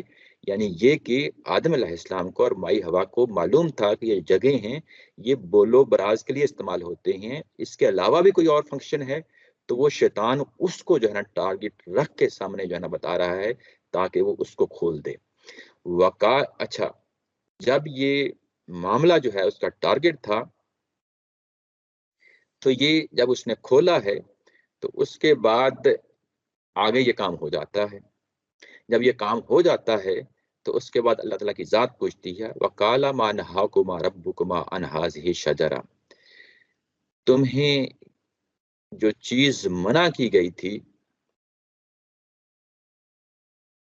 سوری یہ اللہ تعالیٰ کی ذات کا نہیں ہے، یہ میں رک گیا تھا یہاں پہ، یہ اسی کا ابلیس ہی کا بیان ہے، یہ ابلیس ہی کا بیان ہے، کیونکہ ابھی اس ٹارگٹ کی طرف بڑھ رہا ہے کہ تمہارے سامنے جو چیز ہے وہ اس کو کھول دیا جائے، اس کو کھول دیا جائے، اور اس کے بعد کہا ہے کہ جو کچھ تمہیں منع کر دیا گیا ہے، مانہاکما ربکما، جو کچھ تمہارے رب نے منع کیا ہے، وہ اس ہی شجرہ، اس درخت کے جو منع کیا ہے، وہ کیوں منع کیا ہے وہ پہلے ہمیں معلوم ہو گیا ہے کہ شجرہ کیا ہے، لیبدی لہما ما بوری عنہما من سوآتہما الا ان تکونا ملکین او تکونا من الخالدین، کہ تم کہیں فرشتے نہ ہو جاؤ یا تمہیں ہمیشگی کی زندگی نہ مل جائے، یعنی یہ کہ اللہ تعالیٰ کی ذات تم کو منع کر دیا ہے، منع کرنے سے یہ دو چیزیں ہیں جو تمہیں نہیں ملنی، یہ دو چیزیں کیا ہیں؟ اوپر ہم نے یہی دیکھا تھا نا کہ ہمیشگی کی زندگی اور ہمیشہ رہنے والی حکومت، یہاں پہ بھی دونوں چیزیں ہی بیان کر رہا ہے، یعنی ایک اور پیرائے میں، ایک اور اسلوب میں بیان کر رہا ہے۔ جب ملکین کہا تو یہ ملکین کہہ کے کیا بتانا مقصود تھا کہ وہاں فرشتوں کے ہاں تو اولاد کا تصور نہیں ہے، وہاں میاں بیوی کا تصور نہیں ہے، وہ تو ہمیشہ رہ رہے ہیں، تمہاری ہمیشگی اسی عمل سے آنی ہے، اسی راستے سے آنی ہے، اور یہاں پہ اس کو پھر کھولا ہے، اس کو وضاحت کر کے کھولا ہے کہ تمہیں اسی سے ہمیشگی کی زندگی ملنی ہے، تمہیں اگر منع کیا گیا ہے تو وہ اسی پہلو سے منع کیا گیا ہے، یعنی ابھی وہ کام نہیں ہوا، کرنے سے پہلے جو اس کا ٹارگٹ ہے ابلیس کا، وہ بھی ہمیں سورہ اعراف میں پتہ چل جاتا ہے، اور وہ ٹارگٹ کی بنیاد پہ کنونس کر رہا ہے اس پورے جوڑے کو، اور اس کے بعد اگلی آیا میں 21 میں وہ کہہ رہا ہے، قسمیں کھاتے ہوئے کہتا ہے کہ میں تمہارے لیے ناصح بن کے آیا ہوں، تمہارے لیے میں خیر خواہ بن کے آیا ہوں، وقاسمہما ان لکما لمن الناصحین فدلہما بغرور فلما ذاقا الشجرۃ بدت لہما سوآتہما، اور اس کے بعد اس نے فریب دے کے دونوں کو مائل کر لیا رفتہ رفتہ، یہ دلہما یعنی رفتہ رفتہ مائل کر لیا، بغرور کا مطلب ہے فریب دے کے، دھوکہ دے کے اس نے مائل کر لیا، اور اس کے بعد وہ عمل ہو گیا جو ہونا تھا، فلما ذاقا الشجرۃ، اور انہوں نے اس درخت کا پھل چکھ لیا، پھل چکھ لیا، یوں ہی پھل چکھا ہے تو اس کے بعد ایک اور چیز سامنے آتی ہے، بدت لہما سوآتہما، اور اس کے بعد ان کی شرمگاہیں کھل گئیں، شرمگاہیں کھل گئیں مطلب یہ ہے کہ انہیں معلوم ہو گیا کہ یہ کیا چیز ہے، وَاتَّفِقَ يَخْصِفَانِ عَلَيْهِمَا، اور اس کے بعد وہ اپنے پتوں کے ساتھ اپنے جسموں کو ڈھانکنے لگ گئے، دونوں میاں بیوی پتوں کے ساتھ ڈھانکنے لگ گئے، من ورق الجنہ، جنت کے پتوں کے ساتھ۔ یہ پہلا جو ہے نا ریئیکشن ہوتا ہے، جب یہ کہا گیا تھا نا کہ تم اپنی جانوں پہ ظلم نہ کر لینا، تو پہلا کام یہ ہوا کہ ان سے ان کا لباس چھن گیا فوری طور پہ، بے لباسی تو پہلے تھی، اب وہ ظاہر ہے کہ اس لباس کے لیے پھر دیکھنے لگے ہوں گے، وہ لباس موجود نہیں تھا، یعنی ظاہر یہی لگتا ہے کہ وہ لباس ان سے چھن گیا اور پتوں سے اپنے آپ کو جو ہے نا ڈانپنے لگ گئے، اور وہ پہلا جو کام تھا وہ ظاہر ہو گیا، سامنے آ گیا۔ یہ جو چیز ہے ظاہر ہے کہ یہ آگے ہم اس کو دیکھتے ہیں مزید تفصیل کے ساتھ، بہرحال آگے بڑھتے ہیں۔ اس وقت اللہ تعالیٰ کی ذات نے ان کو پکارا اور کہا، وَنَادَهُمَا رَبُّهُمَا أَلَمْ أَنْهَكُمَا أَنْ تِلْكُمَا الشَّجَرَةِ وَأَقُلْ لَكُمَا إِنَّ الشَّيْطَانَ لَكُمَا عَدُوٌّ مُبِينٌ، میں نے تمہیں یہ نہیں منع کیا تھا، تم جانتے تھے کہ یہ میں نے منع کیا تھا، یہ اللہ تعالیٰ کی ذات نے ہونے دیا ہے، یہ اسی آزمائش کے لیے، جیسے آزمائش فرشتوں کی آزمائش تھی، جیسے ابلیس کی جن کی آزمائش تھی، یہ آزمائش انسان کی بھی آزمائش تھی، یہاں پہ بھی آزمائش کا ایک پہلو ہے، آزمائش تھی اور یہ کام ہونے دیا، اور ہونے دینے کے بعد اللہ تعالیٰ کی ذات نے پکارا ہے اور کہا کہ میں نے کیا تمہیں منع نہیں کیا تھا اس کام سے، یعنی اس شجرہ سے، اس کے پھل کھانے سے، اور یہ نے کہا نہیں تھا کہ شیطان تمہارا دشمن ہے اور تم نے اس کے فریب میں نہیں آنا، اور اس کے بعد جب یہ ہو گیا تو اس کے بعد جو صورتحال سامنے آتی ہے وہ یہ ہے کہ بہرحال ان سے یہ چیز چھن گئی، اور چھلنے کے بعد کہا وَقُلْ نَحْبِطُ بَعْضُكُمْ لِبَعْضٍ عَدُوٌّ، تم اب اس باغ سے باہر نکل جاؤ اور نکلنے کے بعد اپنی اصلی دنیا میں چلے جاؤ۔ اصلی دنیا یعنی جو دنیا، جو زمین جو تمہارے لیے بنائی گئی ہے اس میں چلے جاؤ۔ یہ نعمتیں تم سے چھن گئی، یہ نعمتیں جو بنیادی ضروریات زندگی تھی وہ چھن گئی، اور تم اب ان سب چیزوں کے لیے وہاں پہ یہ ساری تگ و دو کرنی ہے۔ تو شکور یہ صاحب وہ درخت جو ہے نا وہ تو جسٹ وہ کوئی ایسا انگور شنگور کا درخت نہیں تھا کہ نہ تو کوئی، تو یہ تفصیلاً استعمال ہوا ہے کہ یہ کام ایسے نہیں ہی کرنا۔ یہ ایسے ہی ہے، ایسے ہی ہے۔ اس کی آگے بڑی تفصیل ہے، وہ بھی ہم دیکھتے ہیں آہستہ جی آہستہ، جی آگے بڑھتے ہیں۔ اچھا، کہ زمین میں اترو، اور زمین میں جب اترو گے تو یہ سب چیزیں ظاہر ہے کہ تمہیں وہاں پہ پھر جو ہے نا دستیاب ہوں گی، لیکن اب مشقت کی صورت میں دستیاب ہوں گی۔ وہ تشقہ کا جو لفظ آیا تھا نا اس صورت میں ہے۔ اچھا، یہ ابھی وہ نتیجہ ہے جو اوپر کہا تھا، جس میں یہ بات کہی گئی تھی کہ تم نے اپنی جانوں پہ جو ہے نا وہ ظلم، جو ایسا کرو گے تو تم جو ہے نا اپنی جانوں پہ ظلم ڈالو گے، اور اس کا فتکون من الظالمین کا جو لفظ آیا تھا یہ اس کا نتیجہ ہے کہ وَقُلْ نَحْبِطُ بَعْضُكُمْ لِبَعْضٍ عَدُوٌّ۔ اب جب تم زمین میں جاؤ گے تو تم ایک دوسرے کے دشمنی جو جہاں پہ دیکھ لی ہے، یعنی ابلیس کی اور آدم علیہ السلام کی جو آپس میں دشمنی ہے جو دیکھ لی ہے، یہ وہاں پہ بھی جاری و ساری رہے گی۔ وَلَكُمْ فِي الْأَرْضِ مُسْتَقَرٌّ وَمَتَاعٌ إِلَىٰ حِينٍ۔ اب جب زمین میں اترنے جا رہے ہو تو وہ جو زمین ہے وہی تمہارا مستقر ہوگی، ٹھکانہ ہوگی۔ یہاں پھر جو ہے نا وہ زمین کا انٹروڈکشن کرایا ہے، زمین کا انٹروڈکشن کرایا ہے کہ اب اس زمین میں جا رہے ہو اور یہ تمہارا ٹھکانہ ہے، وَمَتَاعٌ إِلَىٰ حِينٍ، اور ایک وقت تب تم نے وہاں پہ اپنی گزر بسر کرنی ہے۔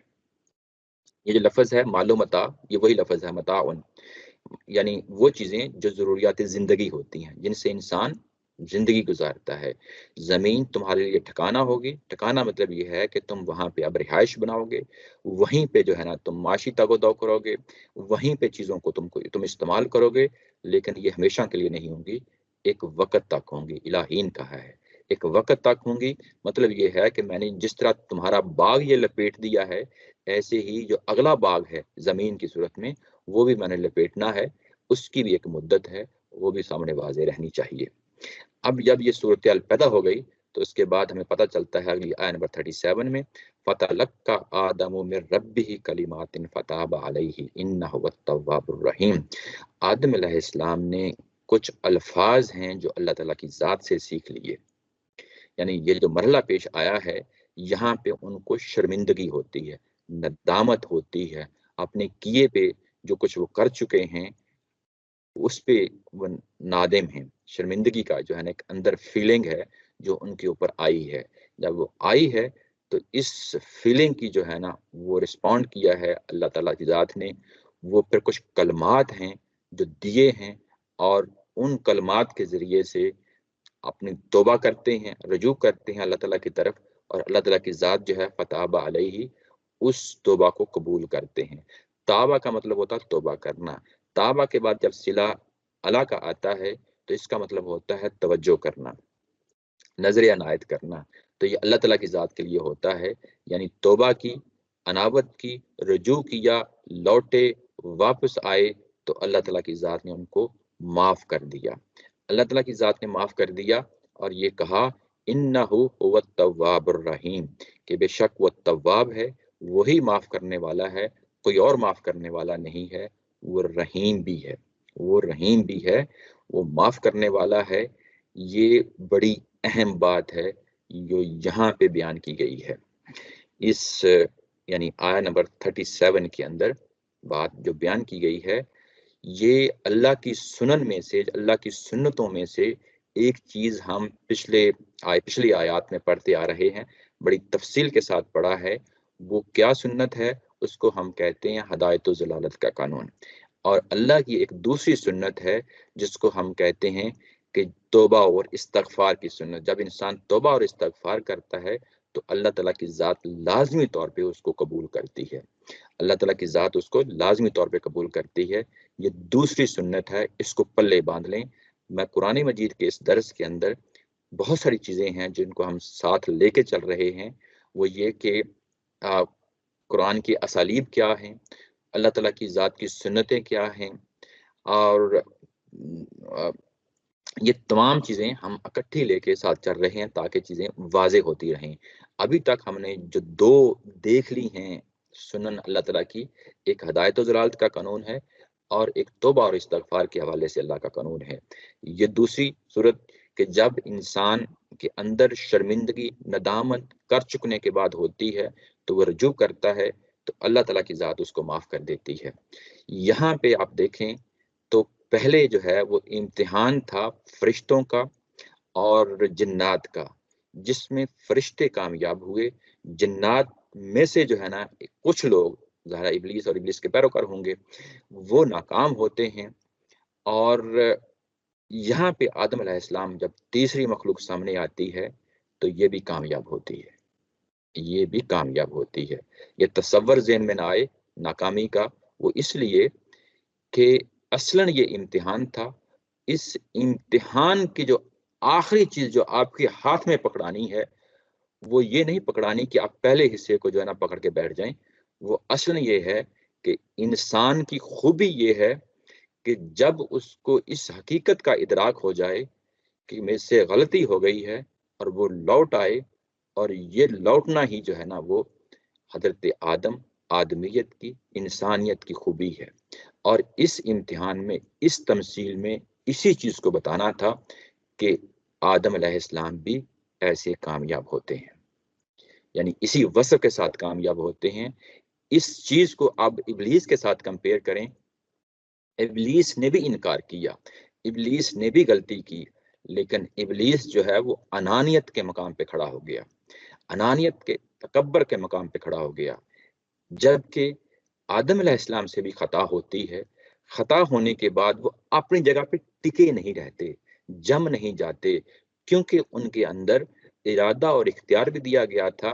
ارادہ اور اختیار کے ساتھ یہ چوائس موجود تھا کہ اپنی غلطی پہ ڈٹ جائیں، نہیں وہ نہیں ڈٹے، بلکہ دوسرا جو وصف ہے وہ وصف جو ہے کہ اس خطا پہ ڈٹے نہیں بلکہ رجوع کیا ہے، اور رجوع کرنے کے بعد اللہ تعالیٰ کی ذات نے یہ بتایا کہ اصلاً انسان کا امتحان یہی ہے۔ زمین کے اندر جب زمین میں جائے گا تو ہم اس کو قدم قدم پہ آزمائیں گے، قدم قدم پہ مشکلات میں ڈالیں گے۔ ہم نے دیکھنا یہ ہے کہ وہ رجوع کرتا ہے کہ نہیں کرتا، یا وہ ابلیس کے ساتھ کھڑا ہوگا یا وہ آدم کے ساتھ کھڑا ہوگا۔ ابلیس کے ساتھ کھڑا ہوگا تو رجوع نہیں کرے گا، انانیت میں آ جائے گا۔ جب وہ آدم کے ساتھ کھڑا ہوگا، فرشتوں کے ساتھ کھڑا ہوگا تو وہ سرنڈر کرے گا، جھکے گا، واپس لوٹے گا۔ یہی جو ہے نا اس کی آدمیت ہے، یہی اس کی انسانیت ہے۔ اس کے بعد یہ کہ کیا یہ خطا جو تھی، کیا یہ گناہ پہ مبنی کوئی چیز تھی؟ ایسا نہیں ہے، یہ بھی ذہن میں رکھ لیں، ایسا نہیں ہے۔ اس کی وجہ یہ ہے کہ یہ جو کچھ منع کیا گیا تھا اس کی نوعیت جو ہے نا وہ سامنے رہنی چاہیے، یعنی یہ کہ جیسے شریعت دی جاتی ہے، نماز، روزہ، حج، زکوٰۃ ہے، ایسے بعض اوقات جن کا اللہ تعالیٰ کی ذات کے ساتھ رابطہ ہوا، بعض جگہوں پہ ان کو منع بھی کیا گیا ہے۔ جیسے حضرت یونس علیہ السلام کا بڑا مشہور و معروف واقعہ ہے، ان کو اپنی قوم کے ساتھ رکنے کے لیے کہا گیا، نبی پاک صلی اللہ علیہ وسلم کو بھی بار بار کہا گیا کہ اپنی قوم کے ساتھ رکے رہیں، جب تک آخری فیصلہ نہیں آ جاتا پیچھے نہیں مڑنا۔ ایسے ہی یونس علیہ السلام کے ساتھ ہوا، وہ کسی سٹیج پہ ان سے خطا ہو گئی، وہ اپنی قوم کو چھوڑ کے چلے گئے، اور چھوڑ کے چلے گئے جتنی ان کی خطا ہوئی تھی اللہ تعالیٰ کی ذات نے اتنا جو ہے نا ان کو اس کا جو نتیجہ سامنے لے آیا گیا۔ وہ مچھلی کے پیٹ میں چلے گئے، اس کے بعد پھر وہ زندہ سلامت واپس آئے، واپس اپنی قوم کی طرف آئے۔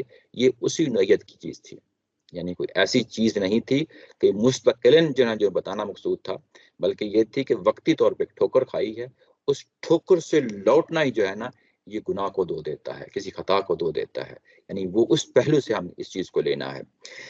اچھا، جب یہ خطا جو ہے نا ہوئی اور اس کے بعد اس کو دھو دیا گیا، اور ہونا تو یہ چاہیے تھا کہ پھر آدم علیہ السلام کو واپس جنت میں لے جاتے، نہیں لے جایا گیا۔ کیوں نہیں لے جایا گیا؟ یہ تو آپ کو معلوم ہے کہ آیہ نمبر 30 کے اندر یہی تو بتایا گیا تھا کہ میں زمین ہی کے تو لیے خلیفہ بنا رہا ہوں، یعنی زمین ہی میں تو بھیجنا مقصود تھا. یہ جو واقعہ یہاں پہ پیش آتا ہے یہ اپنی نوعیت میں انتہائی یعنی ٹیمپرری نوعیت کا ہے. یہاں پہ ایک آزمائش مطلوب تھی، آزمائش مطلوب تھی، ایک امتحان مطلوب تھا. اسی طرح کا امتحان جس طرح کا فرشتوں کے ساتھ ہوا، ابلیس کے ساتھ ہوا، انسان کو بھی اس آزمائش کی بٹی میں سے گزارا گیا. اور اس آزمائش کی بٹی میں سے جو اس کا خمیر تھا اس انسان کا، اس نے اپنے آپ کو ثابت کر دیا کہ میں اللہ کے ساتھ کھڑا ہوں گا، فرشتوں کے ساتھ کھڑا ہوں گا، اور لوٹنا ہی اس کی سب سے بڑی خوبی ہے. اس کے بعد ہوا کیا ہے، جب یہ کہا کہ اگلی آیت میں آیت نمبر 38 میں قُلْ نَهْبِطُ مِنْهَا جَمِيعًا، اب تم سب جو ہے نا زمین پہ چلے جاؤ، اب زمین میں چلے جاؤ. اور یہاں پہ اگر آپ دیکھیں تو یہ 2 دفعہ لفظ استعمال ہوا ہے. پہلے آیت نمبر 36 میں بھی ہوا تھا وَقُلْ نَهْبِطُ بَعْضُكُمْ لِبَعْضٍ عَدُوٌّ، اور یہاں پہ بھی دوسری دفعہ لفظ آیا قُلْ نَهْبِطُ مِنْهَا جَمِيعًا، تم سب کے سب نیچے اترو. وہاں پہ جب کہا تھا تو بیسیکلی وہ جو تشکا کا تھا اس کو واضح کرنا ہے کہ تمہارے ہاتھ سے وہ نعمتیں جاتی رہیں، اب تم اصل میدان کی طرف جاؤ. یہ پہلا حصہ تم تھا. سب سے مراد شکر صاحب یہ شیطان کو بھی بھیج دیا گیا. یہ ایسے ہی ہے، ایسے ہی ہے، یعنی شیطان بھی اب جو ہے نا زمین کے اوپر ہے، اس کی ضروریت جو ہے نا زمین کے اوپر ہے. اچھا، اس کے بعد یہ کہا کہ تم سب کے سب جاؤ. اس کے بعد آگے ہے اگلی چیز ہے بڑی اہم ہے، فَإِمَّا يَأْتِيَنَّكُم مِّنِّي هُدًى فَمَن تَبِعَ هُدَيَّ. اس کے بعد آگے یہ کہا گیا ہے کہ میں تمہیں بھیج رہا ہوں. تم سے تو رابطہ تھا نا میرا یہاں پہ آدم علیہ السلام سے اور ان کی دونوں جو میاں بیوی تھے، ان سے کہا کہ آپ دونوں سے میرا رابطہ تھا اس جنت میں اور جنت سے پہلے، لیکن اب میرا رابطہ جو ہے ٹوٹنے والا ہے. یہ بڑی اہم چیز ہے، یہ بڑی اہم آیا ہے اگلی جو آیا آ رہی ہے. اس میں پورا جو فلسفہ ہے اس کا وحی کا وہ سامنے آ جاتا ہے. آدم علیہ السلام کا پیدا ہونا، زمین پہ آنا، زمین کے آنے کے بعد زندگی کی ابتدا کرنا، کیسے کرنا، یہ تمام چیزیں جو ہے نا ان آیات کے اندر جو ہے نا بیان کر دی گئی ہیں. اچھا، یہاں پہ یہ کہا گیا کہ تم اب جا رہے ہو زمین پہ، اور یہ دوسری دفعہ جب یہ کہا کہ قُلْ نَهْبِطُ، پہلی دفعہ جب کہا تھا تو وہ تو اس لیے کہا تھا کہ تم سے ایک چیز چھن گئی، اب تم زمین کی طرف چلے جاؤ. اب زمین پہ یہ بالکل ایسے ہی ہے کہ ایک مہمان کو ہم رخصت کر رہے ہیں، گھر میں ہم نے بٹھایا ہوا ہے مہمان کو، اور ڈرائنگ روم سے باہر نکل رہے ہیں. کچھ بات ہم نے ڈرائنگ روم میں کر لی، کچھ بات جو ہے نا آگے جب دروازے پہ جاتے ہیں وہاں کرتے ہیں. تو جب دروازے پہ جاتے شکور ہیں، صاحب، جی جی جی جی شکور صاحب، جی جی بات کریں، آواز نہیں آ رہی. بولیے. شکور صاحب، جی جی یہ جو اسکیم ہے اللہ تعالیٰ کی زمین پر بھیجنے کی، تو وہ جو باغ میں رکھا ہے تو وہاں پر کیا آدم علیہ السلام پوری طرح اس ارادہ اختیار کے ساتھ نہیں تھے، کیونکہ وہ تو پھر اسی اسکیم کے مطابق ہی اس نے عمل کیا. جی جی میں اس پہ بھی کر دیتا ہوں. مجھے یہ آیت جو ہے نا یہ کمپلیٹ کر لوں 39 تک، پھر میں اس پہ آتا ہوں. شکر صاحب، اس کے ساتھ ایک ضمنی سوال ہے جی جی کہ یہ ان کو زمین پہ بھیجنا کوئی سزا کے طور پہ تو نہیں تھا، یہ تو آلریڈی پہلے ہی پلان تھا. پھر یہ پہلے پلان تھا. وہ جب کہا گیا کہ میں خلیفہ بنانے لگا ہوں زمین کا، تو پہلے سے پلان ہی یہی تھا کہ زمین پہ بھیجنا ہے. یہ اس سکیم کا حصہ تھا. جی تھینک یو. جی اس لیے کہ جب توبہ ہو گئی، توبہ قبول کر لی گئی، تو ہونا تو یہ چاہیے تھا کہ واپس باغ میں جاتے، لیکن واپس باغ میں بھیجا نہیں گیا. تو کیوں نہیں بھیجا گیا؟ کہ وہ اصل وجہ یہ تھی کہ یہ آزمائش تھی، ٹیسٹ تھا. اس ٹیسٹ کو کر چکنے کے بعد جو ہے نا وہ بتانا مقصود تھا کہ اب یہ امتحان جو یہاں پہ تمہیں ایک آئسولیشن میں رکھ کے، ایک لیبارٹری میں رکھ کے جو ٹیسٹ کروایا گیا ہے، یا بڑے پیمانے پہ زمین پہ موجود ہونا ہے. یہ ٹیسٹ یہاں صرف یہاں تک نہیں محدود رہنا، یہ آگے بھی بڑھنا ہے. اچھا، آگے جب آپ بڑھیں گے تو اس کے بعد یہ کہا گیا کہ جب آپ زمین پہ جائیں گے تو وہاں یہ کیا ہوگا، فَإِمَّا يَأْتِيَنَّكُم مِّنِّي هُدًى، پھر وہاں پہ میرا جو ہے نا میں براہ راست آپ سے مخاطب نہیں ہوں گا، میری ہدایت آنی ہے وہاں. اور اب وہاں پہ جب میری ہدایت آئے گی تو ہر فرد کو نہیں آئے گی، یہ بھی یاد رکھنا. یہ بھی رسولوں اور نبیوں کے ذریعے سے آئے گی، کچھ افراد کے ذریعے سے آئے گی، کچھ افراد کے ذریعے سے آئے گی. وہ نبی اور رسول کہلائیں گے جب میری ہدایت آئے گی، فمن تبع ہدائی. اور جو جب یہ ہدایت آئے گی اور جو اس کی پیروی کریں گے ان کا صلہ جنت ہے. ان کا صلہ جنت ہے، اور جنت کی تعبیر کے لیے لفظ بولا گیا فلا خوف علیہم ولا هم یحزنون۔ اس کے لیے کہا گیا کہ جو میری اس ہدایت کی پیروی کریں گے ان کا صلہ جنت ہے، سو ان کے لیے نہ کوئی وہاں اندیشہ ہوگا، نہ وہ کبھی غمزدہ ہوں گے۔ یعنی اب وہ ٹارگٹ وہ پچھلی جنت نہیں ہے، یہ بھی دیکھیں اللہ تعالیٰ کی ذات نے یہاں پہ توڑ کے بتایا ہے۔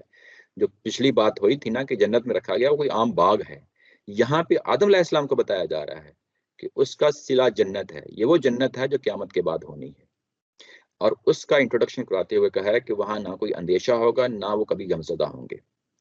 اندیشہ کیا ہوتا ہے؟ یہاں لفظ بولا ہے خوف کا۔ خوف ہوتا ہے ماضی کے پچھتاوے، سوری مستقبل کے اندیشے۔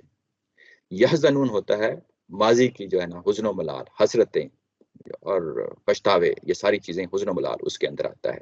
یعنی انسانی زندگی اصلاً ہے کیا چیز؟ اس زمین کے اوپر بھی اگر آپ دیکھیں تو انسانی زندگی ہے ہی جو ہے نا ماضی کے کچھ پچھتاوے ہیں، ماضی کی کچھ حسرتیں ہیں، ماضی کی کچھ ناکامیاں ہیں، اور مستقبل کے اندیشے ہیں، مستقبل کے لیے پریشانیاں ہیں۔ یہ پوری زندگی کا نچوڑ ہے ہماری زندگی کا۔ زمین پہ جائیں گے، زمین پہ ہم نے روٹی، مکان، موسموں کی شدت، یہ سب کچھ فیس کرنا ہے آپ نے، یہ سب کچھ فیس کرنا ہے، اور فیس کرنے کے ساتھ ساتھ ایک اور امتحان ہے، آپ لوگوں نے وہاں جا کے ایک اور امتحان میں پڑ جانا ہے۔ ماضی کے پچھتاوے ہوں گے، ماضی کی حسرتیں ہوں گے، ماضی کی ناکامیاں ہوں گی، مستقبل کے جو ہے نا اندیشے ہوں گے، مستقبل کے اندیشے ہوں گے، یعنی ہر طرف سے گرے ہوئے ہوگے، ہر طرف سے، اور اس میں پھر میری ہدایت آئے گی۔ جس طرح یہاں پہ جو ہے نا میری ہدایت آئی اور تمہیں الفاظ میں لگے، تم جو ہے نا بول اٹھے، اپنی جو خطا کا جو ہے نا اعتراف کر لیا۔ یہاں پہ اعتراف کرنا ہی جو ہے نا وہ انسانیت ہے، اور اپنی خطا کو مان لینا ہی انسانیت ہے۔ یہاں حضرت آدم علیہ السلام نے یہ نہیں کہا تھا کہ یہ شیطان کا جو ہے نا ذمہ داری ہے، نہیں، بلکہ یہ اصلاً آدم علیہ السلام نے اپنی خطا کو خطا مانتے ہوئے جو ہے نا اپنے قدم پہ کھڑے ہوئے ہیں۔ اور اس کے بعد اب بڑے پیمانے پہ امتحان ہے، بڑے پیمانے پہ امتحان، زندگی کا امتحان اپنی جگہ جاری ساری رہے گا، ماضی اور مستقبل کے معاملات اپنی جگہ رہیں گے، اس کے درمیان میری جو ہے نا ہدایت آئے گی، میری وحی آئے گی، اور وہ کچھ لوگوں کو ملے گی، سب کو نہیں ملے گی۔ اس ہدایت کو ماننا، اس کو قبول کرنا، اور جو قبول کر لیں گے، جیسا یہاں پہ فرشتوں نے قبول کیا، جیسا یہاں پہ جو ہے نا آدم علیہ السلام نے قبول کیا، آدم علیہ السلام نے بھی قبول کیا ہے، اور جیسے فرشتوں نے قبول کیا اس امتحان کے اندر، ویسے ہی جو ہے نا وہ یہ لوگ جنت میں جائیں گے۔ اور والذین کفروا وکذبوا بآیاتنا، وہ لوگ جو انکار کی جگہ پہ کھڑے ہو جائیں گے، ان کے لیے پھر کیا ہے؟ اصحاب النار، وہ دوزخ کے لوگ ہیں گے، ہم فیہا خالدون، اور وہ اس کے اندر ہمیشہ ہمیشہ رہیں گے۔ یہ اب آپ کے سامنے آیہ نمبر 39 تک یہ پورا مضمون جو ہم نے پڑھنا تھا تمہید کی صورت میں پڑھ لیا، تمام چیزیں سامنے آ گئیں۔ یہاں پہ ایک دو چیزیں ہیں، اب کچھ تبصرے ہیں، وہ ابھی آپ لوگوں کے سامنے جو ہے نا وہ کر دیتا ہوں۔ یہاں پہ اگر آپ دیکھیں تو ایک لفظ استعمال ہوا ہے فَإِمَّا يَأْتِيَنَّكُم مِّنِّي هُدًى فَمَن تَبِعَ هُدَيَ، اس کے اوپر میں نے لکھا ہے اعود علی البدء، اعود علی البدء۔ ابھی تک جو ہم پڑھتے آ رہے ہیں قرآن مجید کی اسالیب میں سے وہ تقابل کا مضمون ہے، یہ بڑا اہم مضمون تھا۔ اب یہاں پہ میں ایک اور چیز انٹروڈیوس کرنے لگا ہوں، اس کو کہتے ہیں اعود علی البدء۔ یہ کیا چیز ہے؟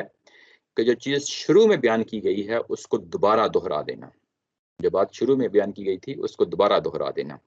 اب میں آپ کو شروع میں لے کے جاتا ہوں، اور آپ کے لیے کتنی جو ہے نا وہ قرآن مجید کا یہ خوبصورت پہلو سامنے آتا ہے۔ آپ پڑھیں گے، دیکھیں گے، اور آپ سمجھیں گے کہ یہ کیا چیز ہے۔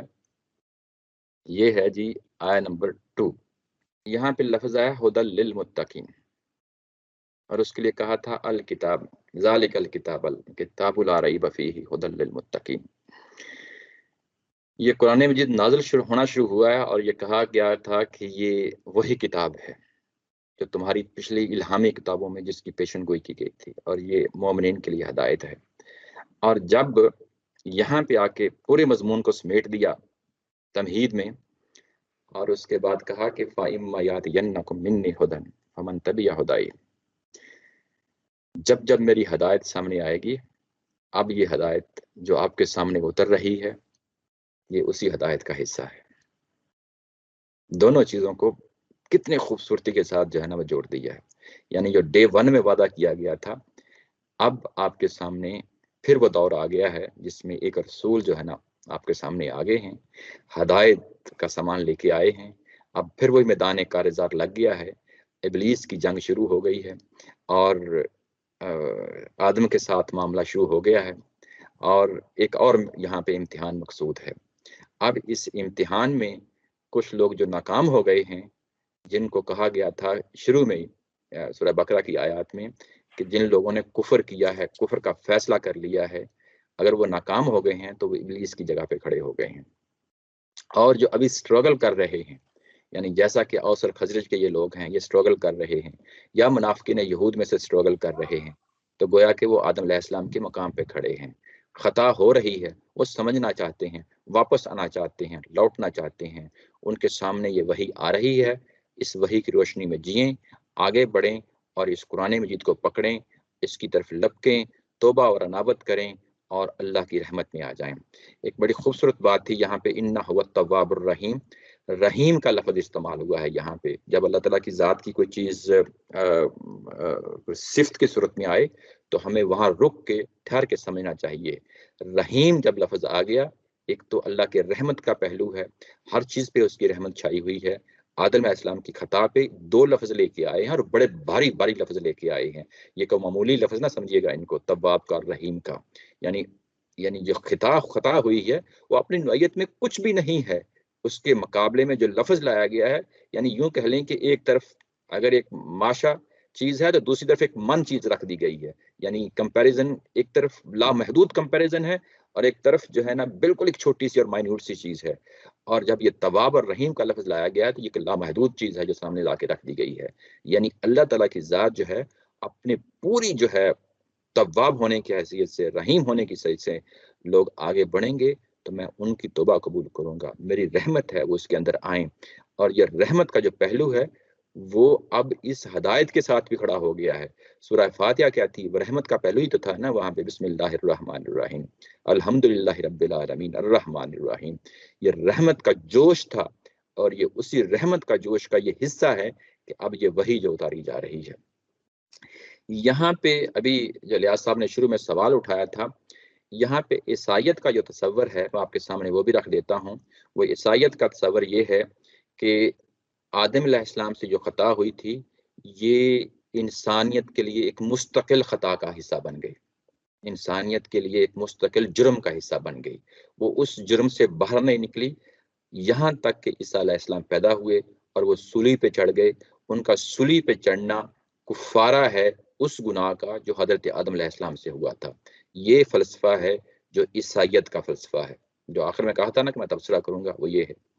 اس کے بعد یہود کے ہاں یہ چیز پائی جاتی ہے جو تورات کے اندر پائی جاتی ہے کہ اس کے بعد جو ہے وہ آدم علیہ السلام کے جو شعور ہے صحیح اور برے ہونے کا وہ اس کے بعد پیدا ہوا ہے۔ یہ تصور بھی ٹھیک نہیں ہے، یعنی یہ تصور یہ کہ جو بعد میں پیدا ہوا ہے یہ چیز نہیں ہے، بلکہ یہ چیز پہلے سے موجود ہے، انہی آیات کے اندر پائی جاتی ہے۔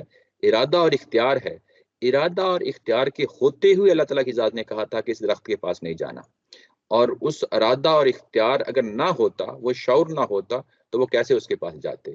وہ ارادہ اور اختیاری تھا، آپشن تھا، انہوں نے اس کو استعمال کیا، گو کہ وہ خطا کر گئے، لیکن وہ پہلے سے جانتے تھے۔ جب وہ جانتے تھے، پہچانتے تھے، جب ان سے وہ خطا ہوئی تو اس جانتے اور پہچاننے کی وجہ ہی پہ جو ان کے اندر شرمندگی پیدا ہو گئی، یہ شرمندگی پیدا ہونا یہ اسی کا پیکج تھا، اسی کا پارٹ تھا، پارٹ اینڈ پارسل تھا اس پوری کی پوری سکیم کا، جو سب ہمارے انسانوں کے سامنے رکھ دیا گیا۔ تو گویا کہ یہاں پہ جو ساری صورتحال ہے وہ یہی ہے کہ انسانیت کا شرف یہی ہے کہ جس امتحان میں ڈالا گیا ہے قدم قدم پہ ٹھوکریں لگیں گی، کبھی اس کی اپنے اندر کا جو ہے نا نفس اس کو ابارے گا غلط کام کرنے کے لیے، لیکن اصل ہی اس کا امتزاج یا اس کا نمایاں وصف یہی ہے کہ وہ آگے بڑھے اور پھر اللہ سے جا کے جو ہے لو لگا لے۔ یہ چیز ہے جس کے لیے انسانوں نے کھڑے ہونا ہے۔